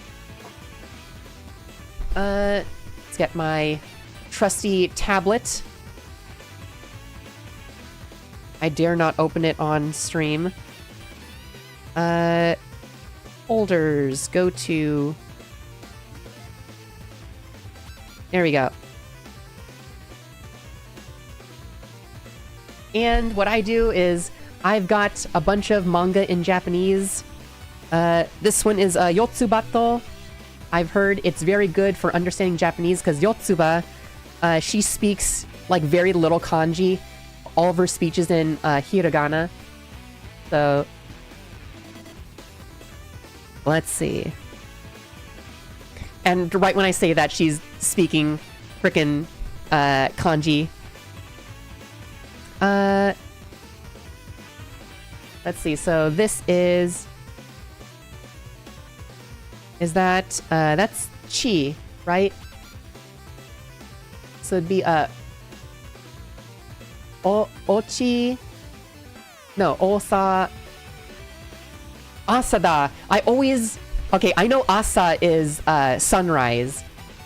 Or, like, morning. So, asada. So, it's morning. Okay, I always get a and o. I get a and o mixed up with each other. And I get sa and chi mixed up with each other. Because, like, if we look here... let's see. So you have a and o. Right here. They look very similar. Very similar. And then, there's sa and chi. Sa and chi. I always think this one is sa because it looks like an S. And I always think sa is chi just because, elimination. But yeah. I was gonna say, you should read kids manga. It should be simpler to read. Speaking of kids manga, I finally cleared off my kotatsu. I have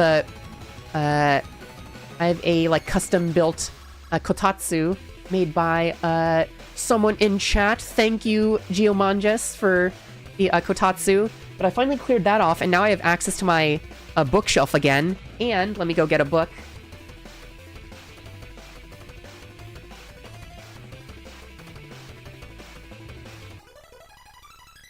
I have access to my Japanese kids books. You know, the kids books that are made with like really thick cardboard. But yeah, I have the okay, let me read this. Zen Kamen Rider Perfecto Daizukan. So this is the all Kamen Rider perfect encyclopedia. So, I love kids' books because every time they have a kanji, they have the little hiragana in it. This is very intense music for this. But yeah, funny thing about this is that I don't have just this.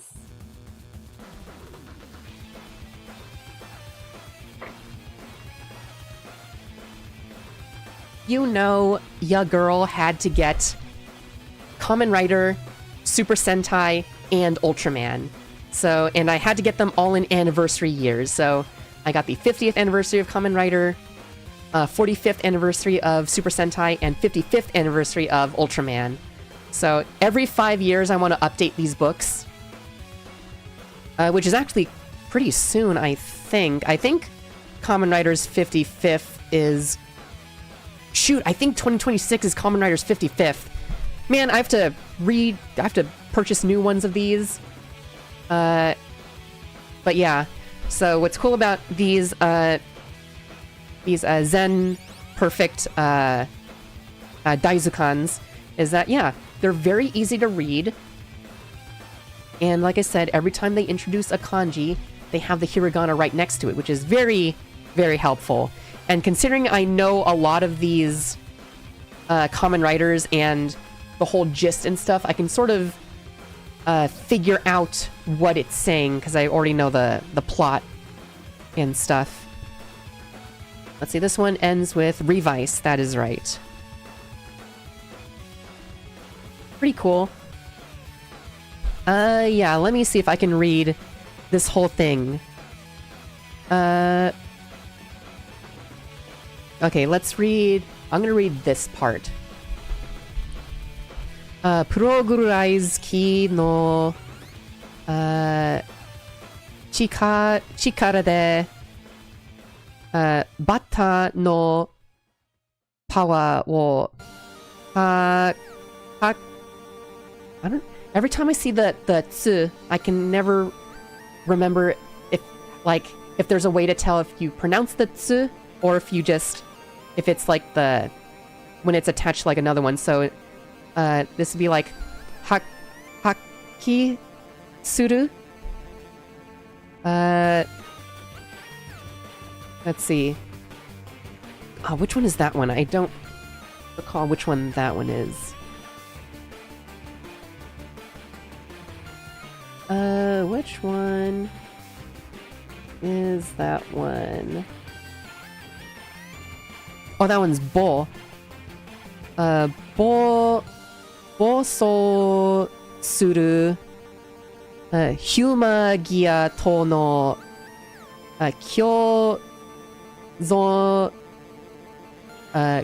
kyozon wo this 目指して戦うヒーローなんだ。I know 戦う is fight. Let's see. Yeah. Progrise key の力で、バッタのパワーを、発揮する。So, the progrise key's power, grasshopper, wait, chikara is like strength. So the strength of the progrise key, the grasshopper's power, hakisuru. I don't know what that is, but I can sort of understand because I already know that the progrise key is the power up and it uses the motif of the grasshopper as its like ability. So that's why I think it's good to have, if you're into tokusatsu, it's good to have books like these because if you know the general basis of the show, you can sort of suss out what word is what and stuff. Yeah. The tsu should always be smaller, but some fonts suck at showing that. That is true, yeah. Like, in Yotsuba, it's very hard for me to figure out if it's a regular tsu or a small tsu.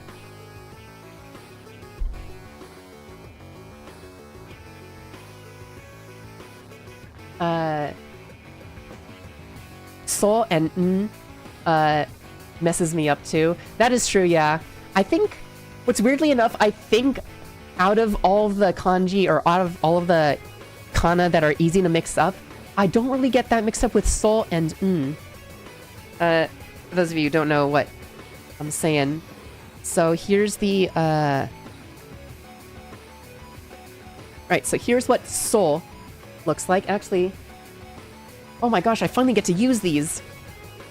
Yeah, here we go. So here's what so looks like. You know, it's just a dash and then like a small dash, like an apostrophe, and then a slash. That's what so looks like. And then you have which is right here, which is another slash, or like an apostrophe and a slash. But they're slightly different angles. As you can see, with this one, you do the little apostrophe, and you start from the top and go down. But with you do the apostrophe, start at the bottom, then go up. It's all about the brush stroke. But yeah. Oh, so for Kamen Rider 01, let's see. Hakki suru. Alright, so he does a hakki. So another good thing to have is to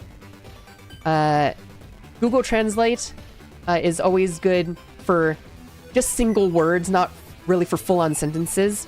So if you have Japanese on your keyboard, let's go hakki suru. To become clear. I don't know how that fits with this whole thing. How about let's add Pawa wo. Okay, so Pawa wo haki suru is to unleash power. So the ability or the power of the progrise key is the strength of the unleashes, or with the progrise key's power, the strength of the grasshopper is unleashed. So that's essentially what this is. Which, yeah, that checks out. If you use a progrise key, you get the grasshopper power. So yeah. Essentially, this whole process, from doing the kanji study to doing this with like my kanji app on, and then going through here, checking each word, like one word at a time. This is essentially how I learn Japanese. It's very unconventional, I think. Deep L is pretty good for longer sentences translating. Fun fact, I actually do have Deep L. The thing that sucks about Deep L is that when I was in Japan, it didn't work that well. Or rather, it worked fine, but Google Translate was a lot quicker. So, like, what I like about Google Translate is that when you go to the camera... okay, you can see a little picture of my dog. If you go to the camera, it just automatically does it. Versus if you were to go to Deep L, you have to take the picture, like take it, and then it loads, and then it does it. And I just like being able to hover over something, quickly seeing it, and then moving on. But yeah, Deep L is generally better for translating than Google Translate. But yeah. Pakuboto is a good dictionary to look up via kanji, via radicals. Okay, I'll go take a look at that. How about... Alright, Super Sentai fans. Let's see. What is a Super Sentai that I know the general going on about of? I don't watch a lot of Super Sentai, so... I guess the only Super Sentai I really watched and really enjoyed was Zenkaiger. So, Subete no Heiko Seka... No, wait. Wait, Subete no, so all. Heiko Sekai wo... Is it supposed to be... Like, I just see Sekai, and I think of world. But I feel like if they wanted it to be an entire word, they'd move the I right here, so Sekai would just be all one thing. Suku Hiroda. Okay, I'm gonna have to figure out what that all meant. So, Subete is all. Whoops. Sube. Right. Whoops, that's Subeti. Subete no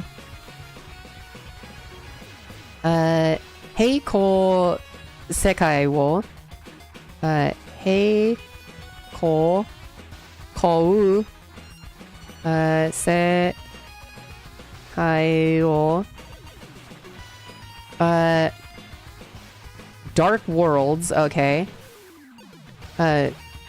Suku... Oops, let's hit OK.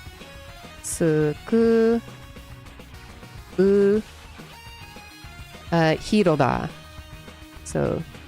Hiro...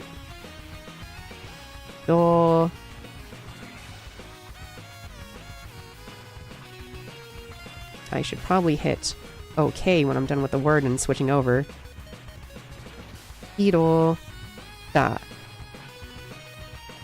Okay, a hero who saves all the Dark Worlds. Okay, yeah, that makes sense. Yeah, he goes to different Kamen Rider universes and saves them.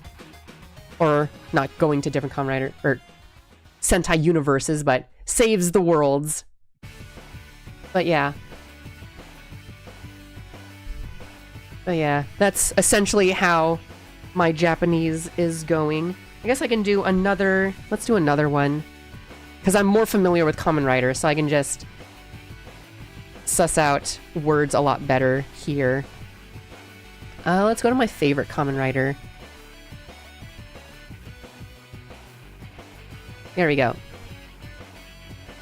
Oh, one thing that's disorienting about this book is that sometimes it'll go from top to bottom, right to left, and then it goes left to right. 二人で一人の仮面ライダーだ. Okay, so 二人 is two. 一人 is single. So he's the double single Kamen Rider. I think that's what the first sentence says. 半身を先... Is that ki? No. Ki and mo, I think, are also ones that I get mixed up with. Oh, ma.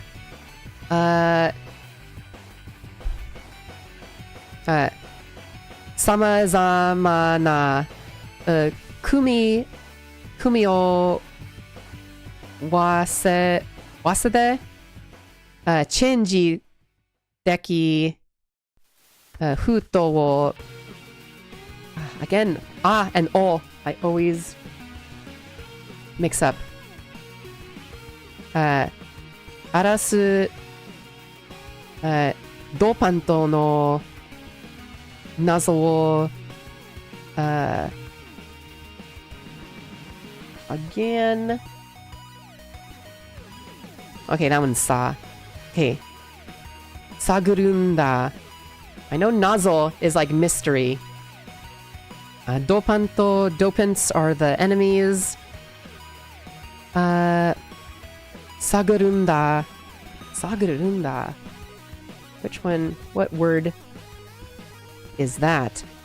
Sagurunda. Okay. To check out. So I guess it checks out... They check out the mystery of the dopants. But yeah, that is the plot of the show. They are detectives. Remember that it... Nowhere on here it says tante, which is the word for detective. I can't believe for the past 30 minutes I've been learning Japanese on stream. Why is E shaped like an I? I'll never understand that. Or that's the katakana E or E. Oh yeah, E is shaped like a capital I. And then you have E that's shaped like a T a little bit. Oh, Japanese. Man. I guess I can also practice writing stuff down.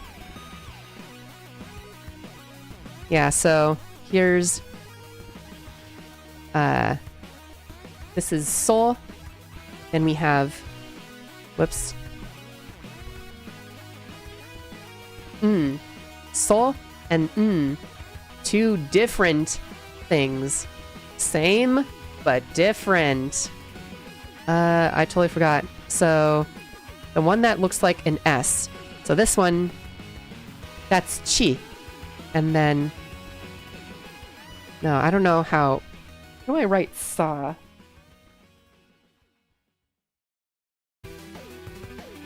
That's sa. Okay.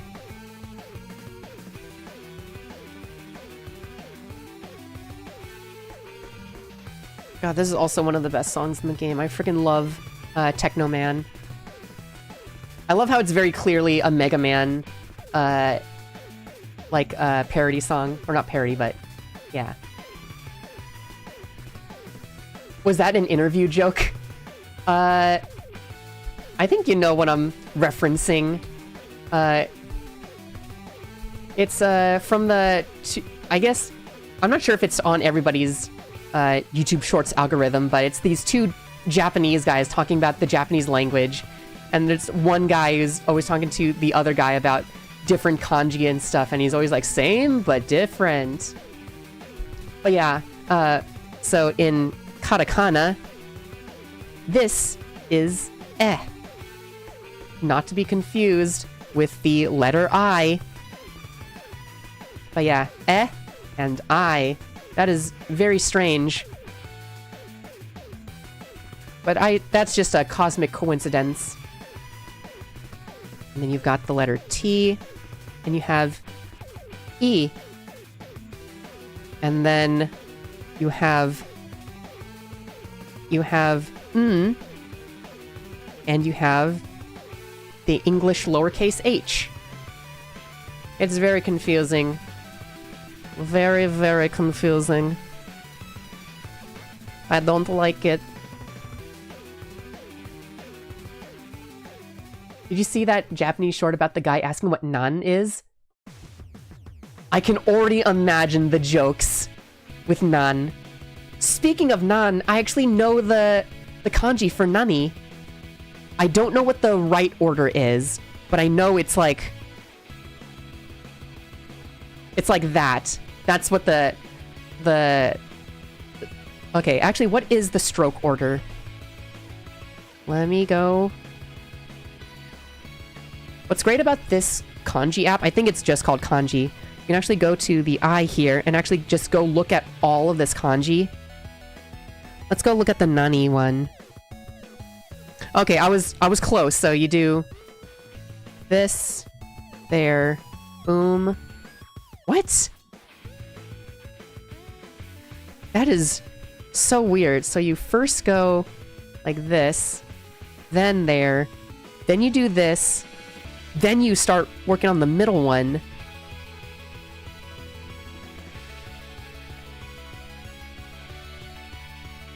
That is very strange. Something stroke order, if you know what I mean. Oh my goodness.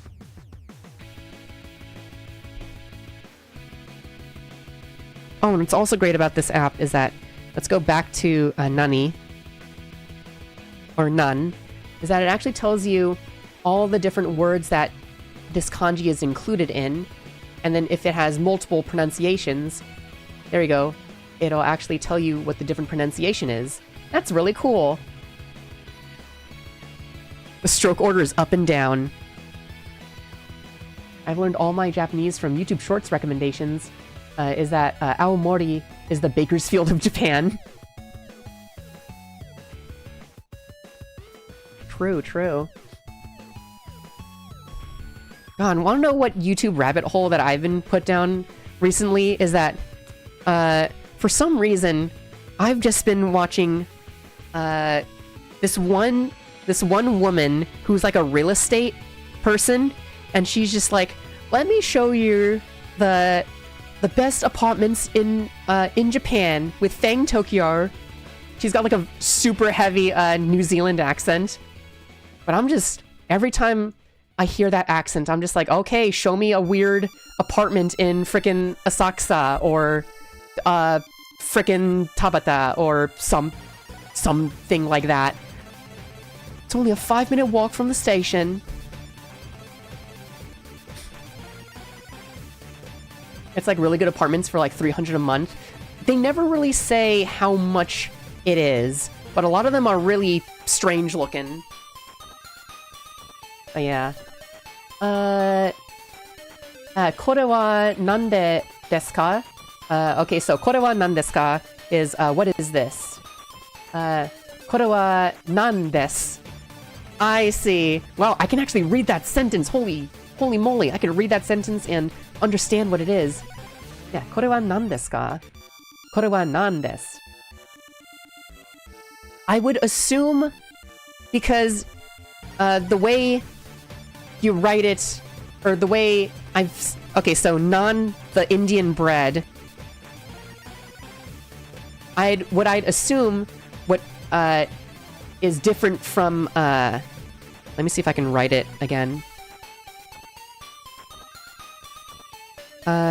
So what I think is the difference between this and this is that instead of writing like na and n, geez, I can recognize the na, but I can't.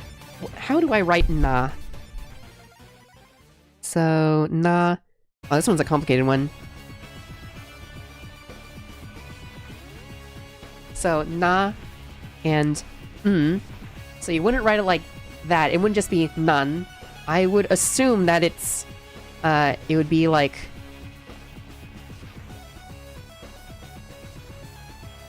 you put more emphasis on it, because when you write it in English, it's none, so it's got the double A. So I assume you'd elongate it, so it wouldn't just be none like this. I'd assume it would be like this. But because it's also a non-Japanese word, it's a loan word, you would write it as...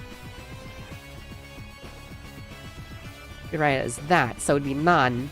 So I think if you know Japanese enough, and you'd be able to suss out the elongation of some words. So it wouldn't be kore wa nan desu. It would be kore wa nan desu. So that's what I think. That's how it works. I'm not 100% sure. I'm just learning. My favorite apartment is one with a door to nowhere. A door that falls down from 3 stories. That just sounds like the frickin' Winchester Mystery House in San Jose, California. Oh, according to the dictionary, it's written both ways? Interesting. I would still write it like that. Oh wait, no, this is so. Sorry. Now it's na, or now it's n.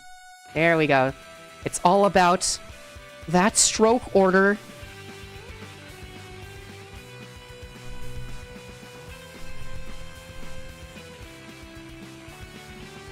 But yeah. And I wish there was like a Japanese book for like Hololive or other VTubers in the style of like this book. I wish VTubers were so widespread that we can have like kids books of VTubers that I can learn Japanese from. Let's do another common writer. Let's go do my second favorite common writer. I mean, he's my first common writer, so he has a special place in my heart, but I do think I like... Well, actually don't know. My first common writer was Drive, and I have a soft spot for that series, and I think this is the coolest common writer suit, but I think story-wise, I think I like Gaim and Double better. Oh yeah, let's see. Shiftoka ni... Yori...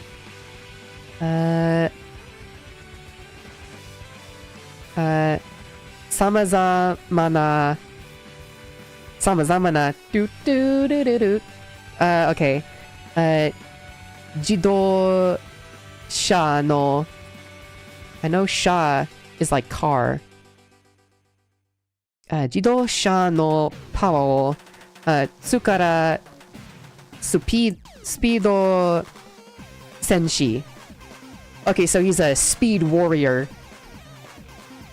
Tsukara... Or no, that's not... That's... I'm mixing up. That's, Tsuko. Or, Tsukao? Is that, Tsukao? Yeah, Tsukao, Speedo Senshi. Tsuka...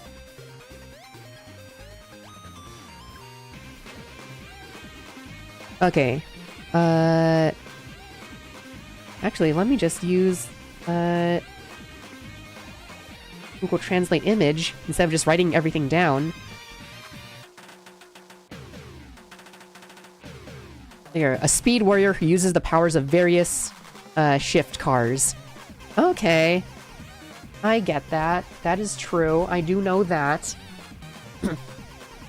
Frick my life, I forgot I slept through this. I hope you had a good time building. I did have a good time building, as you can see. We went into... There was a misfortune. We had a broken piece because this piece was kind of designed like crap. But we finished up the Gunbuster. And we ended up building a scope dog as well. And now for the past like 40 minutes, we've just been doing my daily Japanese lesson because I haven't...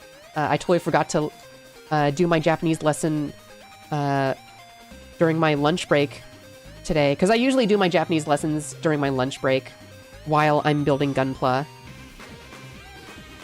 But I do need to listen to the audio lessons. Pimsleur is really good, but I haven't been listening to my Pimsleur lessons in a while. I know. How shameful. Cute sweater? Thank you, thank you. I actually got this for Christmas. My family knows I really like purple. Your favorite Kamen Rider is Forze. That is a good choice. Forze used to be, like, my favorite. Let's go read... Let's go read the Forze one. This entire thing is one sentence? Oh my goodness. Astro Switch wo... Kumiya wa... sete... Tatakao hiro da. Okay, so... Astro Switch... I don't know what, Kumiya wa... Sete. I don't know what that word is. But I do know, Tatakao, that is fight. Okay, let's get the translate out.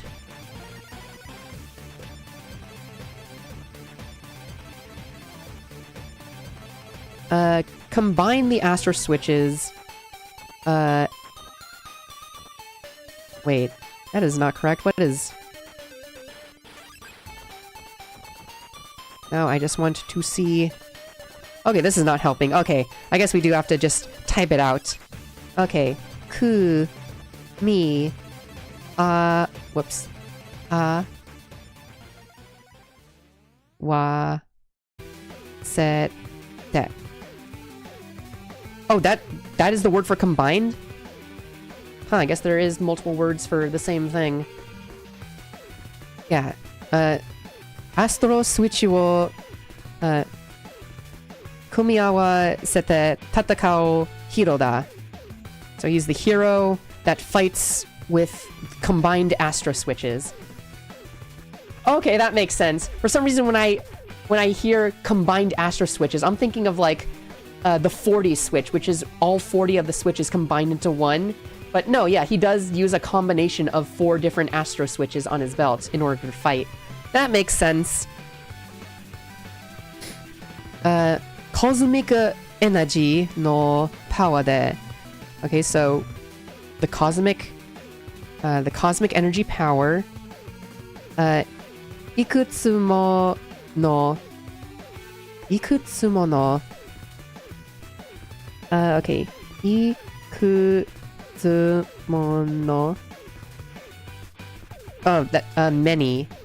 Let's see. Ikutsumo no, Forze module wo, Hatsudou saseru koto ga dekirun da. Okay. So... the cosmic energy's power... So, yeah, cosmic energy's power... many... Wait. Forze modules, okay. Forze modules... Okay, let's do Hatsudou saseru. Hatsudou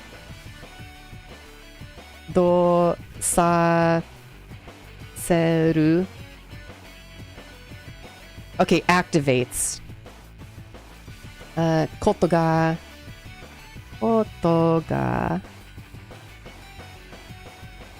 ができるんだ.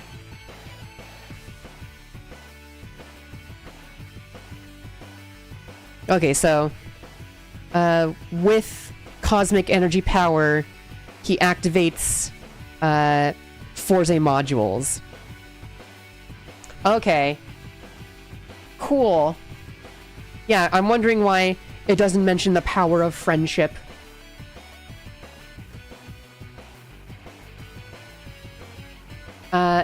It's interesting that it's, energy and not, energy.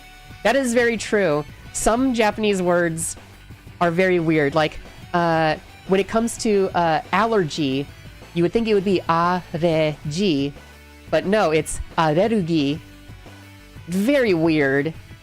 Very weird. Actually, it's so weird I want to write it down.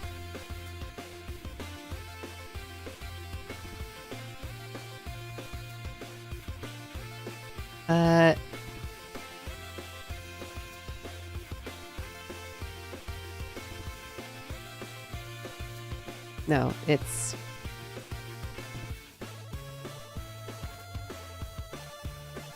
There. That's how you would assume you would write allergy, areji, or...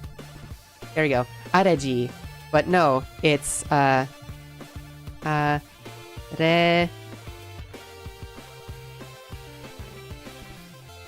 shoot. I know this is a, re. What is, ru? Ru is... Oh, it's this one. Areru. Yeah, so allergy. You would think it's are g, but no, it's arerugi.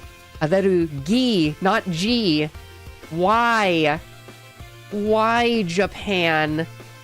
I don't get it. Nobody understands. And energy is also translated as energy and not energy. Very weird. Very strange. Have we really been doing Japanese lessons for like 40 minutes? What the fuck? It's fun to run into loan words that aren't English as well. That is true, yeah. They, Japanese has some, like, French loan words as well. I can't remember any off the top of my head. But yeah, Japanese has some French words, and that's... When it's loan words that aren't English, it throws me off.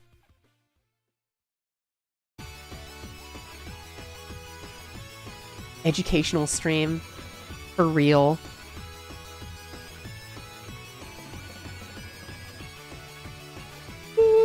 Oh my goodness. Wow, this is the longest I've streamed on here for a while. Okay, let's do another video game soundtrack. Since I kind of want to learn, I want to do more Japanese. Do I have any more music that won't get me copyright struck to hell and back?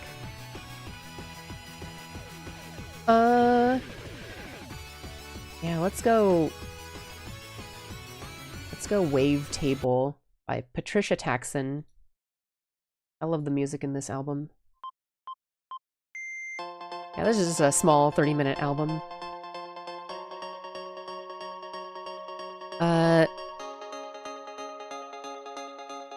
The words for stapler and part-time job are German. What is the word for stapler? Mindstone?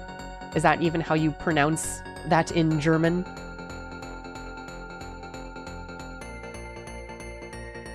Mein Gott, Leiten. Something something Fortnite. Let's do another common writer. What's another common writer we should do? Or actually, we haven't done anything from the Ultraman book. Let's do Ultraman. Ooh, I like Ultraman Z. Okay, let's see. ウルトラマンゼロの、押しかな、押しかけて、でして、ゲネガーグを、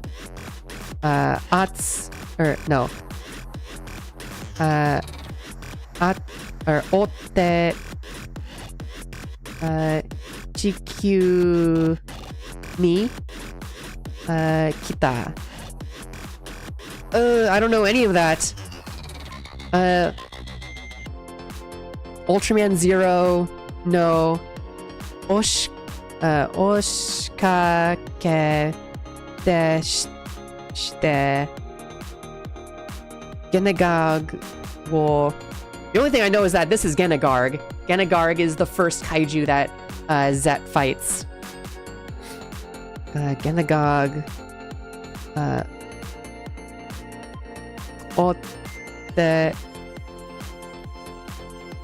Damn, this is a hard sentence.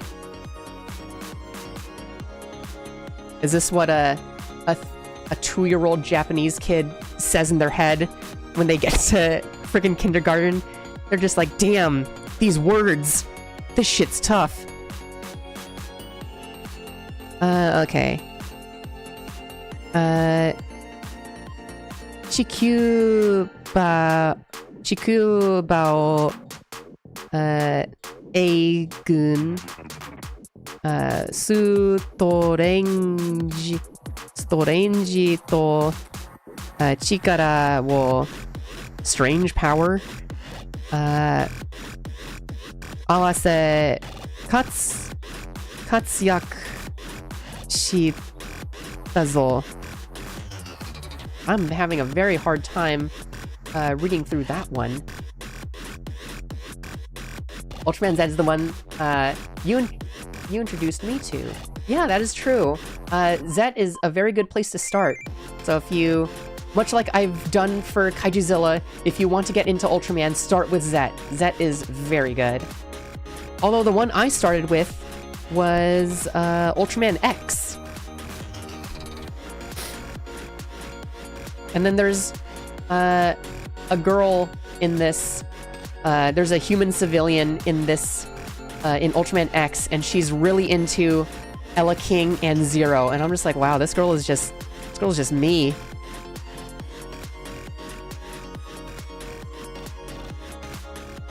But overall, one of my favorites is these two. I love Orb is my favorite Ultraman person, but Jeed is my favorite Ultraman story.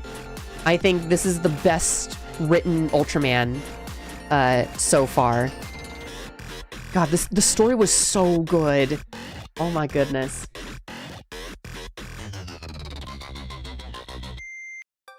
Watch X after Jeed. Yeah, watch Jeed first. So good. Yeah. So good.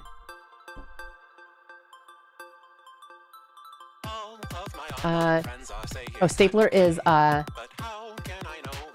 Hachikizu. Hachikizu. If I recall correctly, it's the brand name for a German company that introduced staplers, like how we call plastic wrap saran wrap. That is true. Also how British people call vacuum cleaners Hoovers. Hoover is a company. Henry Hoover, the thing with the big nose. But yeah. That was a very productive stream after the travesty that was breaking this knee armor off. But yeah, I think it is time for me to watch an hour's worth of Gundam Wing and then go to sleep. I gotta honk Shua, sleep on that thing. You know, I had to make a Hawk Tua joke before this year ends. Oh yeah, this is the last stream of the year. Oh my goodness. Oh, thank you all for, Have I been streaming for 2 years? Thank you all for 2 years of streams. And here's to many more, hopefully. And yeah, I'll catch you guys in the big 2026. What is next year? Next year's the year of the horse. Oh my gosh. The year of Uma Musume just never ends. Are you guys ready for a bunch of Japanese artists to draw horse girls at the beginning of the year? That's like the one thing I look forward to every year, like once a new year starts, is that Japanese artists love drawing animal girls at the beginning of the new year. I always love that. God, I think we can all agree that the Year of the Tiger was like one of the best ones. Year of the Tiger and Year of the Cow. Those were some of the best years. I'm proud to be Year of the Cow, because I got the best Twitter art year. Glad I caught you this time. See you next year. Year of the Horse gets extended. Let's go. Everyone left Twitter. IDK where I'd see those. Blue Sky. That's right. Twitter shit the bed because Elon Musk is a fucking idiot and is pushing artists away with all this AI garbage. Go to Blue Sky. Blue Sky is more epic. And all the Twitter people who are complaining about Blue Sky are just fucking morons. Tiger and Bunny went insane. That is true, yeah. Tiger and Bunny. Wow. Was that a Tiger and Bunny reference? Barnaby Brooks Jr. and Wild Tiger are here. But yeah, the Year of the Tiger and Year of the Rabbit were also really good years.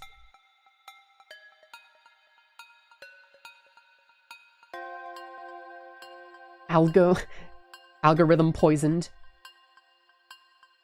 Yeah. But yeah.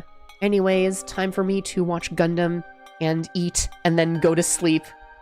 And yeah, I'll catch you guys on the next stream, whatever that may be. Honestly, I like doing a lot of these build streams. I do have master grade model kits prepped for stream. So maybe... Actually, shoot, I think the next stream... It's either going to be Minecraft, of course, or we'll do the model kit of Voltus 5. So that one, the Voltus 5 one is definitely going to take a while. I remember the last Voltus 5 kit took us a while to build. But yeah. Anyhow, thank you all for coming to the stream. Thank you all for watching me throughout this year, even though I didn't really stream that much. I know my biggest problem this year was like streaming like every other week or every 3 weeks. But yeah, I'm glad that you guys still watch me, even though this is like just a small hobby that I have. But yeah, here's to another year of streaming, and I'll catch you guys on the next one, whenever that may be. Alrighty, see ya. Have a good night, guys. Happy New Year.